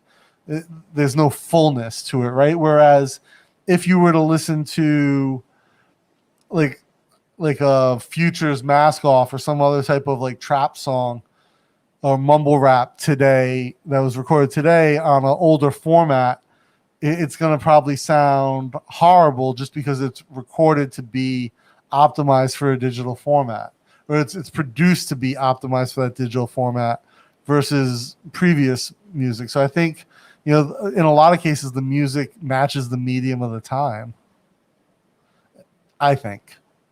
So I don't know. I don't want to argue good or bad. I just want to argue that I think there's a right format for the right piece, or for the right style, or the right era. Joe had a Betamax. What's the Betamax? Betamax was like, you remember VHS tapes? The video Yeah, one? like VCR tapes. Okay, I remember that one. Betamax was Sony's proprietary format that was larger format than VHS and had a better image, better audio, but was more expensive. So it's just like only Sony system, right? Yeah, and Sony didn't. I believe the case was that Sony didn't want to license the technology, Okay. and so it never got wide acceptance. My life is in the clouds and sometimes my head. No one understands the. What was that movie? No one understands the cloud. What's the tape? Or They made it. The couple made a sex tape and uploaded it to iCloud. What's the name of that movie? That's a good Google question. it. It's a Cameron Diaz. Oh yeah, Cameron Diaz was in it, right? Yeah, it's a sex tape. Was it called Sex Tape? Yeah, just like Google the name first. No, if you Google by her name, you might get a real one. Yeah, it's called Sex Tape, 2014 movie. Yeah. Yeah, hilarious, but the whole cloud thing was funny. And then Jack Black being the porn king. Such a good gag movie. Maybe we watch it tonight. Yeah. I used to ride around San Francisco Muni with a stack of CDs in my jacket pocket. Like jacket pocket. I remember I used to have a denim jacket. I would keep a cassette tape in the front pocket. My own personal mixtape. That was cool. I still have 300 maxi vinyls at home. Wow. So when he said vinyl, it's like the black one? Yeah. Round thing? So Steve, I put 5,000 songs on my phone, donated my CDs to the library. Nice. That's a good way to do it. Get it out there for people to listen to. Yeah, I can't even remember the last time I bought a piece of physical media. It's been a decade plus, maybe almost 2 decades, probably close to 2000. Only physical media that I collect is book. Yeah, that's true. Yeah, books. We have a lot of books. Book. I've thought about.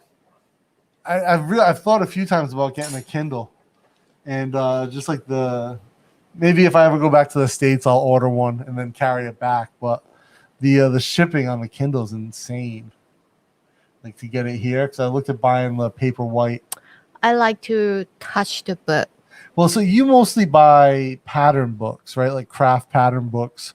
Whereas like most of the books I buy, I read, right? So I could read it on a Kindle. Just the Kindle screen is so nice to look at. Whereas if I read on my iPad, is it too bright? Like no, so it's made to be much softer. It's not an LED screen. Okay. And they call it the paper white. It's like very soft looking. And they've got something called like a digital ink is the way that they produce the text. Whereas like when I read on the iPad, it's a bit too harsh for me. Because I'm like half blind anyway. My eyes are pretty bad.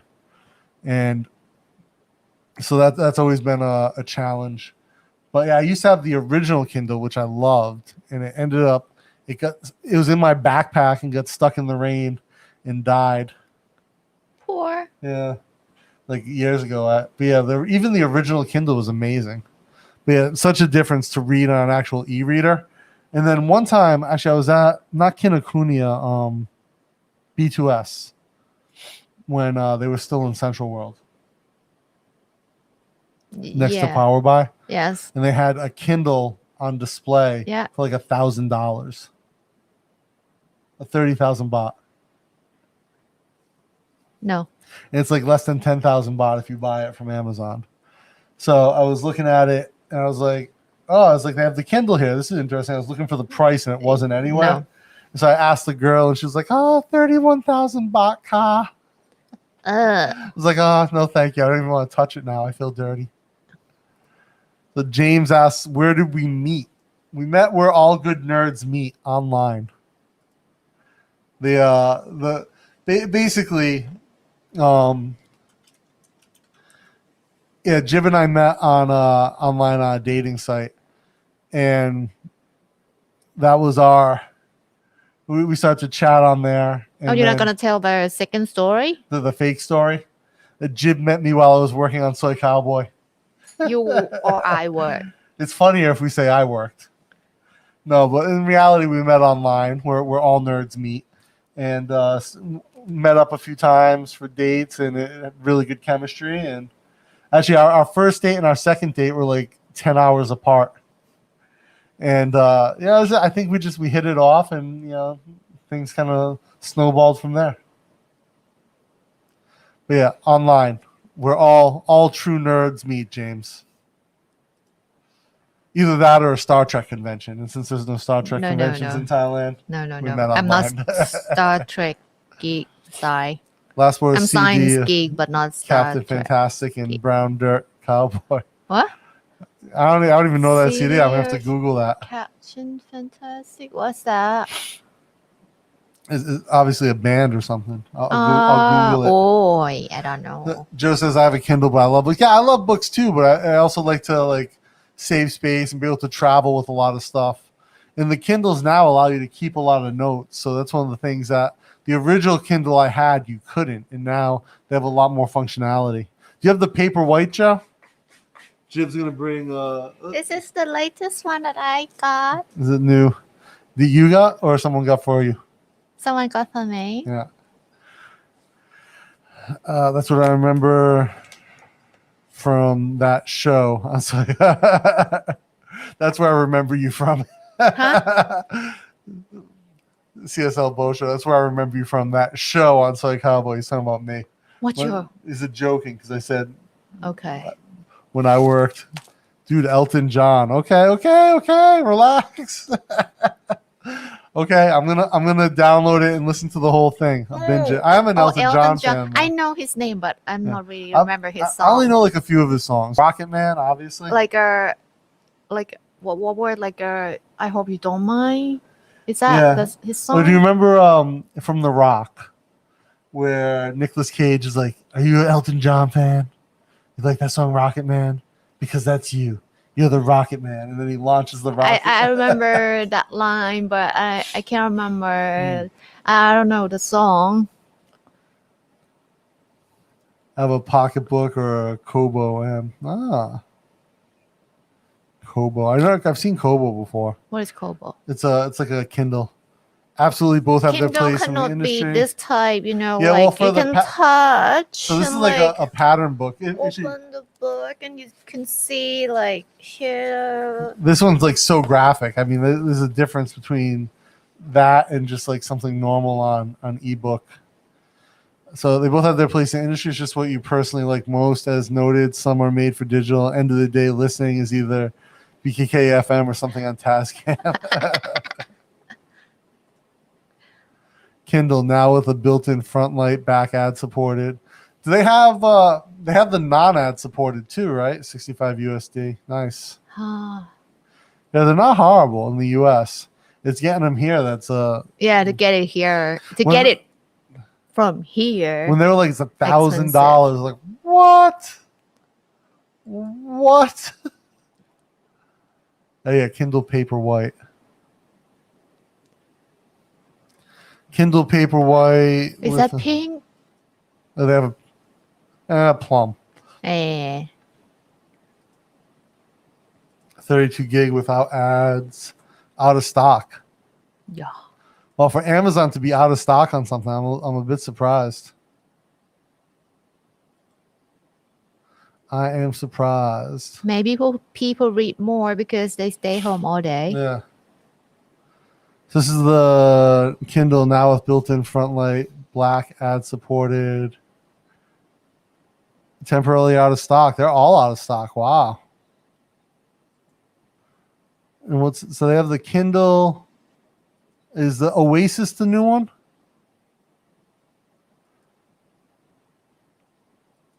I don't know. I know Paperwhite was a popular one. Oh yeah, the Oasis is a nice one too.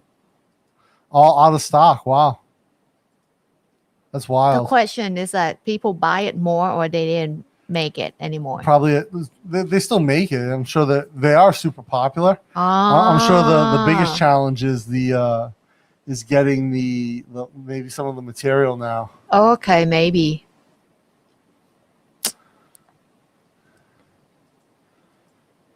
Yeah, that's a good question because I think for me, all I know is that some of them have like ads that run like on the screen when you boot it up. I don't think it has ads while you're reading. Joe, maybe you can clarify for us.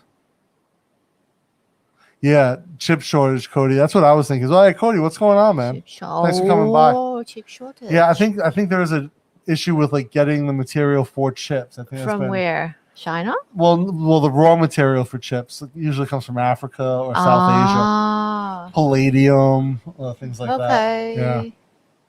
Oh my. Since Bill Gates. So that means we cannot let anything break in a house. Yeah. Like we cannot get fixed. So since Bill Gates is getting divorced, you may see him on Cowboy soon. No. Actually, people think it's a joke. Like someone divorced. Now there's been all these memes about like people trying to hit on Melania Banks. Why? Why? There's an MMA fighter named Derek Lewis who, after he knocked out Ronda Rousey's boyfriend in a fight, and then he was like, "Where Ronda Rousey's fine ass at?" And someone took that meme and they put it up the other day. It's like, where's Melania Banks' fine ass at? Oh, Melinda, where's Melinda Banks' fine ass at? Oh, too funny. The Kindles are probably on the Ever Given ship that's stuck in the canal. Probably. Oh, yeah. Right. You know, I bet you it's a mix between, like Cody said, a chip shortage and also increased demand for the product. So I don't know where is Evergreen now. It's still in the have to pay a fine, right? $9 billion they want to charge them. And there's like one dude living on the ship. Oh dear. But yeah, it's like they're holding it in. Is it like the cost of like all the goods in that ship? Is it worth $9 billion? Probably not. Been busy getting stuff ready to move there, so I missed watching you guys hanging out. Hey man, do you have a date for when you're leaving yet, Cody? I'd be excited to hear an update. Where are you gonna move? Pay a fee or ad-free reading, just like so. Craig, does it show you ads while you're reading, or just like before you start and after? Does it like interrupt you mid-paragraph with an ad? Is it weird that you buy the piece and then it show you the ad? Well, I think because it's like, I think it's a significant price difference. So I think they're basically subsidizing the product with ads. How much different? I don't know. I can't see the price because it's temporarily unavailable. Because it's just like the Kindle, you buy it to read only, right? It's not like computer that you use an auto program or thing. Bosha says, yeah, there's a major chip shortage and big demand for that type of thing. Yeah. Oh. Yeah. I think it's with the Kindle, it's just huge, probably a huge demand the past 2 years, and because of COVID, not able to get the raw materials, the palladium and all this other stuff that goes into the chips. Okay, so it's like a top and bottom bar that have ads, I guess. Oh, okay. I would find that kind of distracting, I guess. Like while I'm reading, to have like I don't know how big. I don't know. Are they scrolling, or is it like, how much screen real estate do you lose? See if you get this bird. There's no ad.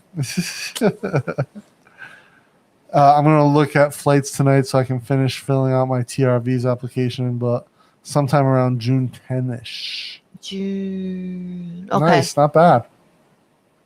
Yeah, it looks like no matter what now, though, 14-day ASQ. Oh, you fly here? Yeah, he's moving here. Ooh, welcome. So June is like a big lot of vaccine will come Start out to and roll start out. to get So most of people will get it here. Chris, there is an app for the iPad. The difference is that the screen on the Kindle is much softer, easier to actually read, whereas on the iPad it's very sharp. And so it fatigues your eyes quite quickly, whereas in the Kindle, in most e-readers now, it's incredibly easy to read by comparison. And so that's the big trade-off that you make. And that's why a dedicated e-reader is something so much nicer for reading. I have an iPad mini I actually bought originally to read on, but the problem was that it just is too harsh for me to like really be able to sit down and read and get into it. And actually, I like with the Kindle now too is that you have a continuous scrolling even on the app. Oh, here you go. So Craig said Oasis is in stock here, $249 with ads, $269 without. Yeah, for a $20 difference, I would definitely go without. Yeah, for sure. So see, I'm looking at it right now on the website. It's telling me it's out of stock. And it says they don't know when it will be back in stock. Damn.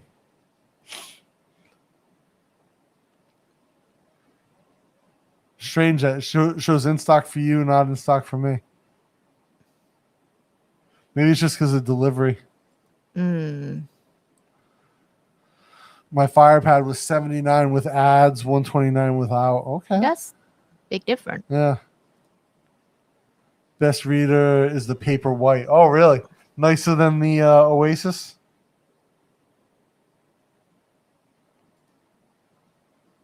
Probably somewhere. Not a silly question. If you don't know, you don't know. So ASQ is alternative state quarantine, probably somewhere. So if you're coming to Thailand and you need to go into ASQ if you're traveling here. ASQ for a foreigner or Thai who willing to pay like to get like 5-star hotel. Yeah. But here, like if you're a Thai citizen, you can go to SQ or state quarantine, so it's free for Thai. Yeah. But you cannot pick the hotel. Yeah. That's the thing. ASQ is the alternative state quarantine where there's about 30 hotels, I think, offering it.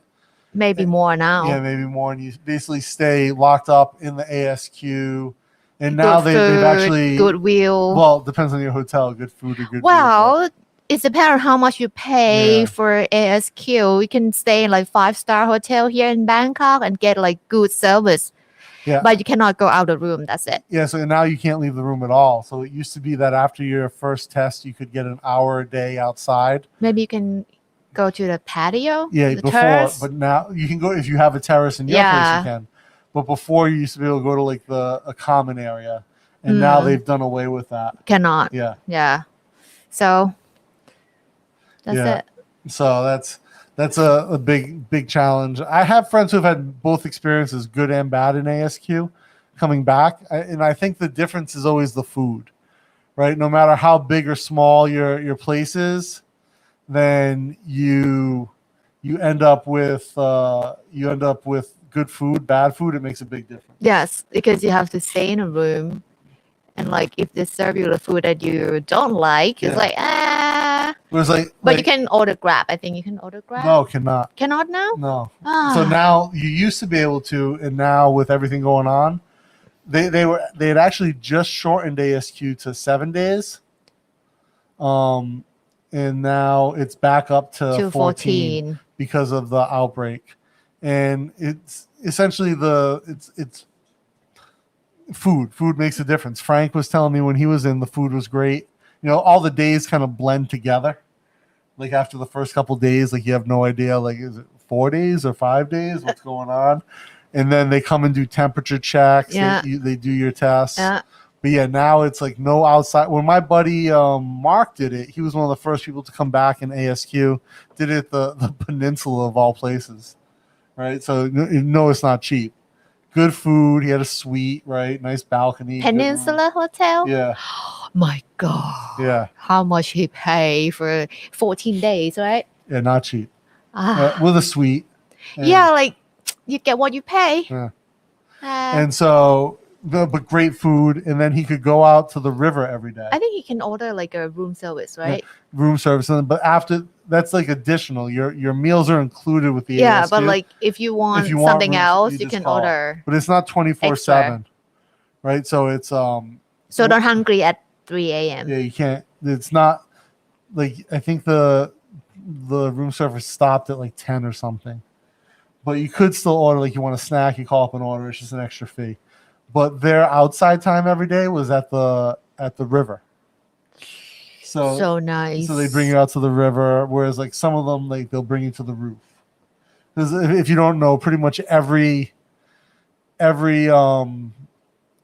hotel in Bangkok has a rooftop pool, for the most part. Every one with a pool has a rooftop pool, or some type of rooftop bar area thing. And so the food makes the biggest difference from what everyone told me. But like one of my friends, he did ASQ in Fiji. He said it was like the crappiest hotel in Fiji. That's in Fiji, not in Thailand. And then they said the food in Fiji is always bad, so it's like you kind of expect it. But yeah, in Thailand, when he came to Thailand, yeah, sweet. His food was good. And fresh fruit every day. I think like you should pick the good hotel, good name, so you can expect good food. Yeah.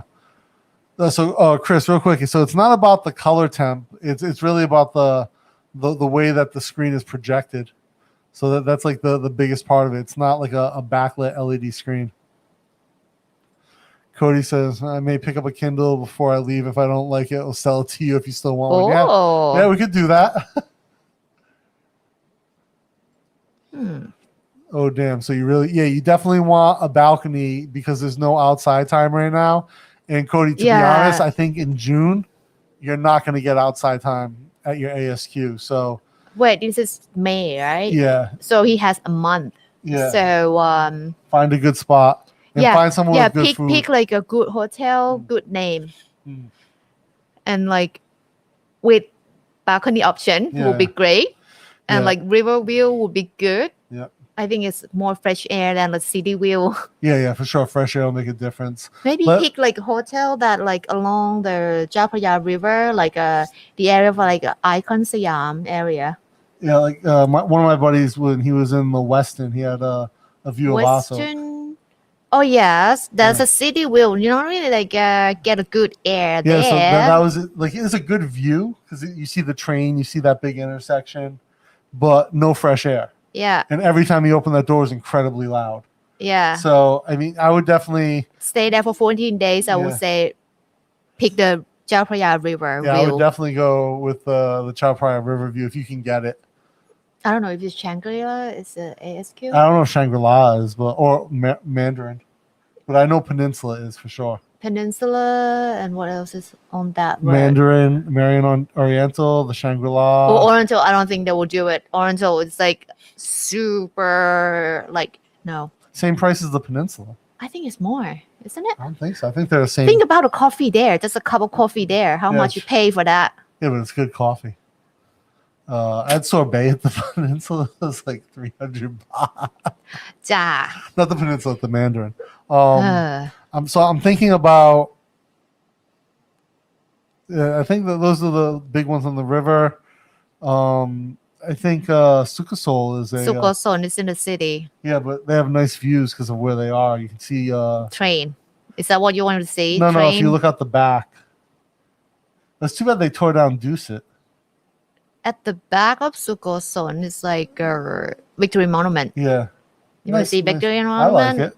But I'm saying it's too bad they tore down Dusit because a Lumpini view would be fantastic. Actually, it's a good year for them to doing that because no tourists. True, but I mean, imagine if you get to ASQ and you get the view of Lumpini. That's kind of Lumpini. Nice. I believe there are other hotels around Saladang area that can have a view. Not at Lumpini. But like something near that you still can see. Some of the higher end hotels here have villas that you can rent to. I don't know if those are ASQ'd, but villa? You can rent like a little villa on the grounds. Like Dusit used to have that. No, here in Bangkok too. Oh, really?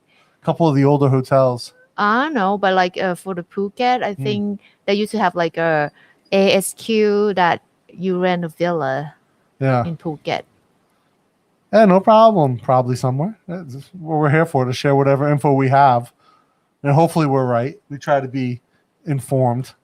I try to like catch up the news every day. Yeah, locked out the right. It was 7 nights ASQ with Grab and 7-Eleven. Yeah, very lucky.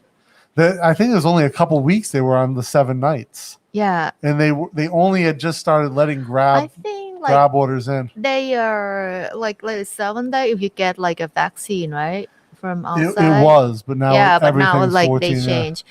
You know, like news change every day, like rules change every day. So like you may plan for like okay next month, but maybe things change, so you have to like keep checking the news. Yeah, right. Or maybe you come to Livestream and ask us. Yeah, Joe. Yeah, for sure. Imagine being locked up. Imagine like a beachfront ASQ, like you're locked up and you can see the beach. But you can't go. Will be great. Yeah, but like kind of drive you like you want it so bad, right? It's okay. If it's rain, it's like a jellyfish will come to the beach, you know.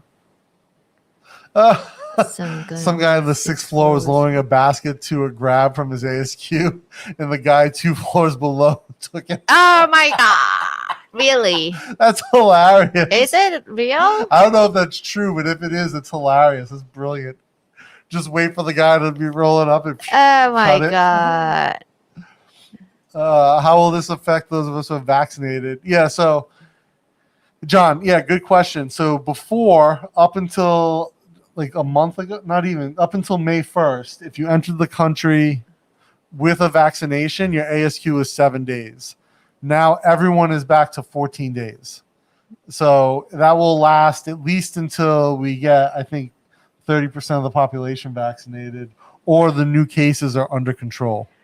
So it's a preventive measure due to the increased infections that we have here. Yeah, they try to decrease the number. Yeah, they were trying to get to the sandbox solution in Phuket, where you could fly into Phuket and not quarantine. It's like one day you get a negative test and you can go out, but only in Phuket. And their plan was to vaccinate everyone in Phuket. They wanted to have 100% vaccination, and if you were already vaccinated, you could fly into Phuket and do your 14 days on the island. But that's not going to happen now, for sure. It's funny because up until like just the other day, they were saying that's going to happen. We're still on point. We're still going to be able to do that in June. We're still going to be able to do sandbox. Maybe they moved to July. And so then yesterday they said, well, now we have to go. We have to have a voluntary quarantine. And they have checkpoints set up to remind people that there's a voluntary quarantine. Well, not quarantine, voluntary curfew. So they may or may not be able to get there. It's reliant on them getting, I think, like another 1 million vaccine doses or something in Phuket. So once they get to 100%, they said that their plan is to lock the island down, and you can ASQ there essentially with the freedom to go out. But who knows if they're going to hit that or not. Luxor, Egyptian themed. In Bangkok. Yeah, Bangkok Egyptian. Which is not in Bangkok. Yeah. I think Vietnam is now 21 days. Yeah, Vietnam apparently like had an outbreak just the other day ago. My buddy Raw Dog Eddie. You just call him Eddie. You don't have to add. Well, everyone knows him as Raw Dog Eddie. Just like you can't just call Walsh. You have to call him Bareback Walsh. You don't add words, you know. This is how these guys are known. If I call him Eddie, it's like saying his real name. But if I call him Raw Dog Eddie, it could be anyone. But he's in Vietnam, and he said that they've locked down really quick and really hard. Koh Lanta kicking everyone out so they can be free. So one of my buddies he moved to Koh Lanta. He just rented a place for like 3 or 4 months out there because he wanted to get out of Phuket because he was worried about what was going down. And I know Patty, who was on earlier, but he's out mountain climbing at the moment. He spent a week or 2 in Koh Lanta on his trip. If you guys follow Patty Doyle, Next Level Adventures, but Patty Doyle channel, he was in Koh Lanta staying there, and now he's still working his way north. He'll probably crash with us for a bit when he's in Bangkok at some point if he makes it here. Luxor was so. How was the food? Oh, you just said food was okay. Yeah, but at least you got Grab. You had 7-Eleven. Did you have good Grab food options from Luxor, or was it too far out to have like a ton of stuff? 7-Eleven. I'd be ordering mama noodles every day. 7-Eleven delivery. Send me Kakai. Kakai and ghost pepper. Oh, Yeah, I think the food is really the differentiator for me. Like if you get good food, it really changes the game. If you get anything from Grab, really, so pretty good selection from Luxor, because it's all about Grab food is basically the distance, right? You can order what you want, but I mean it's whatever is close enough. Close enough. If not, you have to pay a lot for delivery. Like I can't order Pala from home because it's too far for Grab. But if we call Line Man or just do Grab delivery, right? Like just like a what is that? Like a messenger service. And then Jib transfers cash to them. They pay for the food and it's more a little bit more complicated. Yeah, more expensive. But if you want Pala, best pizza in the world, that's the way to get it. Problem with the ASQ food was some of the stuff I don't think I ordered. So they were just making you whatever. Oh, so it's pretty rigid. 8, 12, and 6. Is that delivery bin? The messenger. From the accountant. Yeah, okay. He's gonna come today. So. Or have a time like can drop food in. So I get that's one of the things Frank was telling me that he would still work and he works late, and so then they would still wake him up every day at 8 to check his temperature. Routine check. Yeah. So it should be him like go to bed earlier, you know. Oh, so 7-Eleven only delivers at 6 p.m. Huh. That's weird. So I thought 7-Eleven would deliver anytime. No. They have a close time for 7-Eleven, remember? Now they do, but he was in before. Maybe for delivery. Yeah. Like at that time, you can go to the shop 24/7, but delivery service, maybe they have a time. Yeah. Delivery specific for the ASQ. Hotel did a run at 2 p.m. All right. Yeah. Okay. Yeah, I would just stock up on snacks and like bring me 700 packs of mama noodles.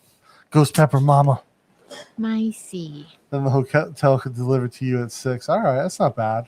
That's not bad then. I mean, they're running it in, getting it all set for you. As long as you can order out a few days ahead of time, it's not bad. Yeah, just stock it up in your room.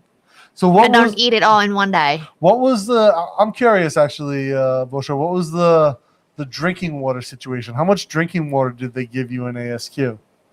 Because obviously in Thailand, you want to drink just the bottled water. So how much were they bringing you? Were they bringing you like 4 or 5 bottles, or did they just drop a case off, or did you get like just 1 bottle a day or 1 bottle per meal? Because essentially it's like pretty easy to dehydrate if you're in the aircon all day. Yeah, I think that would be the biggest challenge. Drinking enough water. Just water?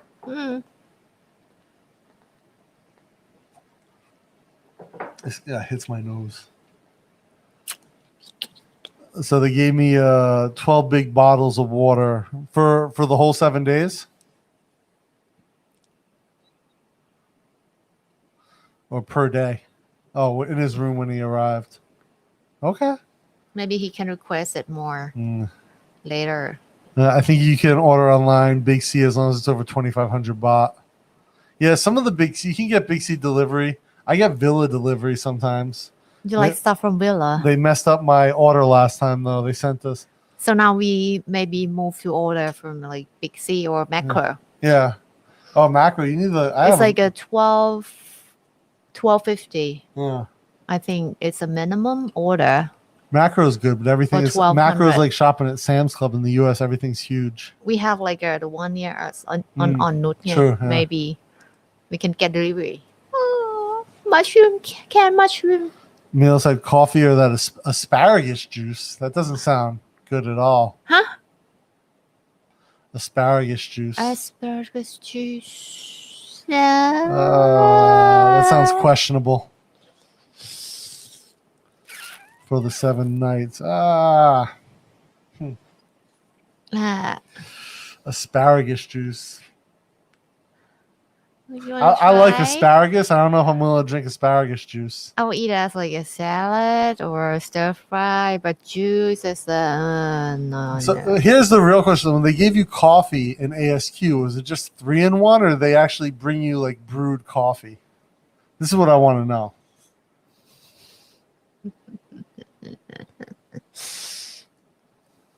Oh, the soy milk. That's not asparagus. That's rice. Huh?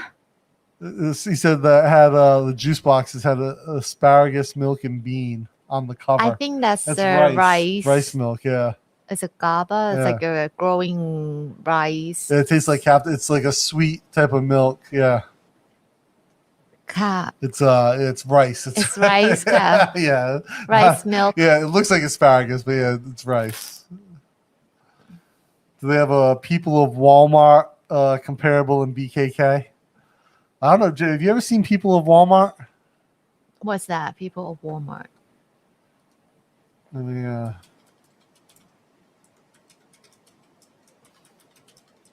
This is a place where people upload interesting photos from Walmart. Really? Yeah. It's a badger? Oh my. These are real photos from real Walmarts. Oh dear. Someone's hair. Is that hair? Yeah. Not a dog? That's hair. Oh my. It's a wig? This guy had a monkey. Monkey is okay. Not in America. If it's is legal or illegal? Definitely not legal. I don't know. Maybe you can have a monkey pet in the U.S., but someone stole the wheels off the mobility scooter. All the stickers. Oh God, yeah. Big weed outfit. Okay, I can't look at People of Walmart while I'm doing a live stream. Sorry. My SQ had some instant stuff. So I would say we don't have the same type of thing here in Bangkok. Yeah, there's no People of Walmart equivalent for Bangkok that I've ever seen. Maybe, I guess you could do like People of like 7-Eleven. Well, not much that do crazy like that, you know. Let's say we have like smaller population compared to US population, so maybe not easy to see it. What is that? No, it's okay. My guy's here. Sorry, we rolled up on a pair of skin-colored yoga pants on a 300-pound girl on the People of Walmart site.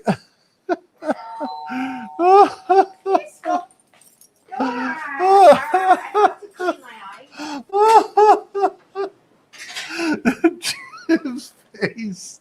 I'm sorry, guys. It's just. Oh my. That was rough. That was rough.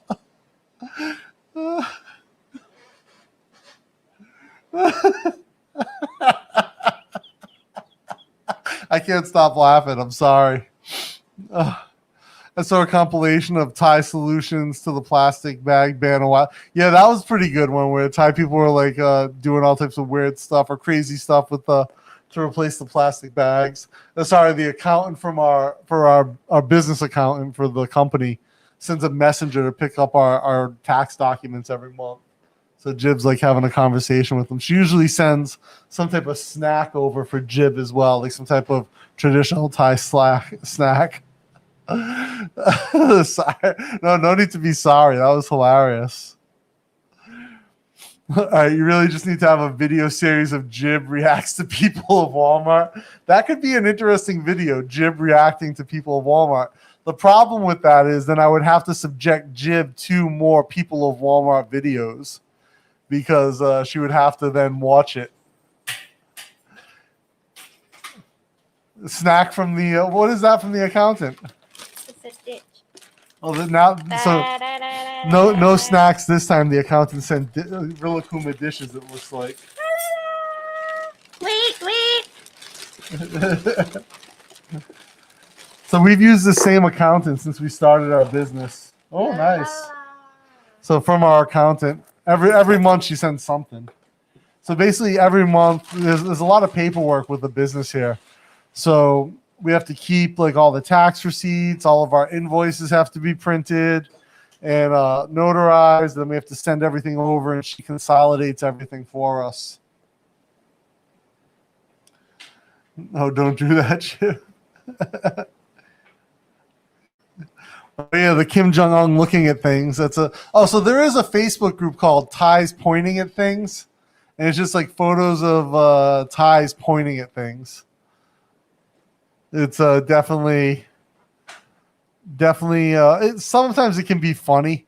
My buddy Woody, who was my original co-host for Bangkok Strange, he ended up on that page a few times because he likes to post photos of himself pointing at things, and they would repost. He would literally tag that page, and they would repost it with him. What? This is another Walmart meme. Oh, stop. Scroll down. When you can't find your face. Oh dear. Whoa. Chris, we don't have it here. Limited edition Florida Barbie. We don't have it. So Jib will unbox these Kuma dishes. It looks like it's a set of 3. Oh, you need a knife? My child is 6 pieces. My. To cut the tape? Right. Sorry about. Hey, don't trying to wax me. Jib likes to. This is a bad part about being hairy. Jib will always stick sticky surfaces to me. Yo. So here we go. Jib opening up the. Let's see if we can get. Let me take this down. Little dish set with Rilakkuma. That's like the new style art for the Rilakkuma. Like at least from the stickers. Yeah. Should I open it? Yeah. Now you want the knife, huh? Mine. Oh, it's nice. So this is here the Rilakkuma. Another lazy thing. It's a lazy bear. Relaxed bear. Not Product lazy. of SP Glassware, Opal Glass. Rilakkuma feels happy every day. So I think so Rilakkuma's artwork has changed over time from a design, from an illustration perspective. And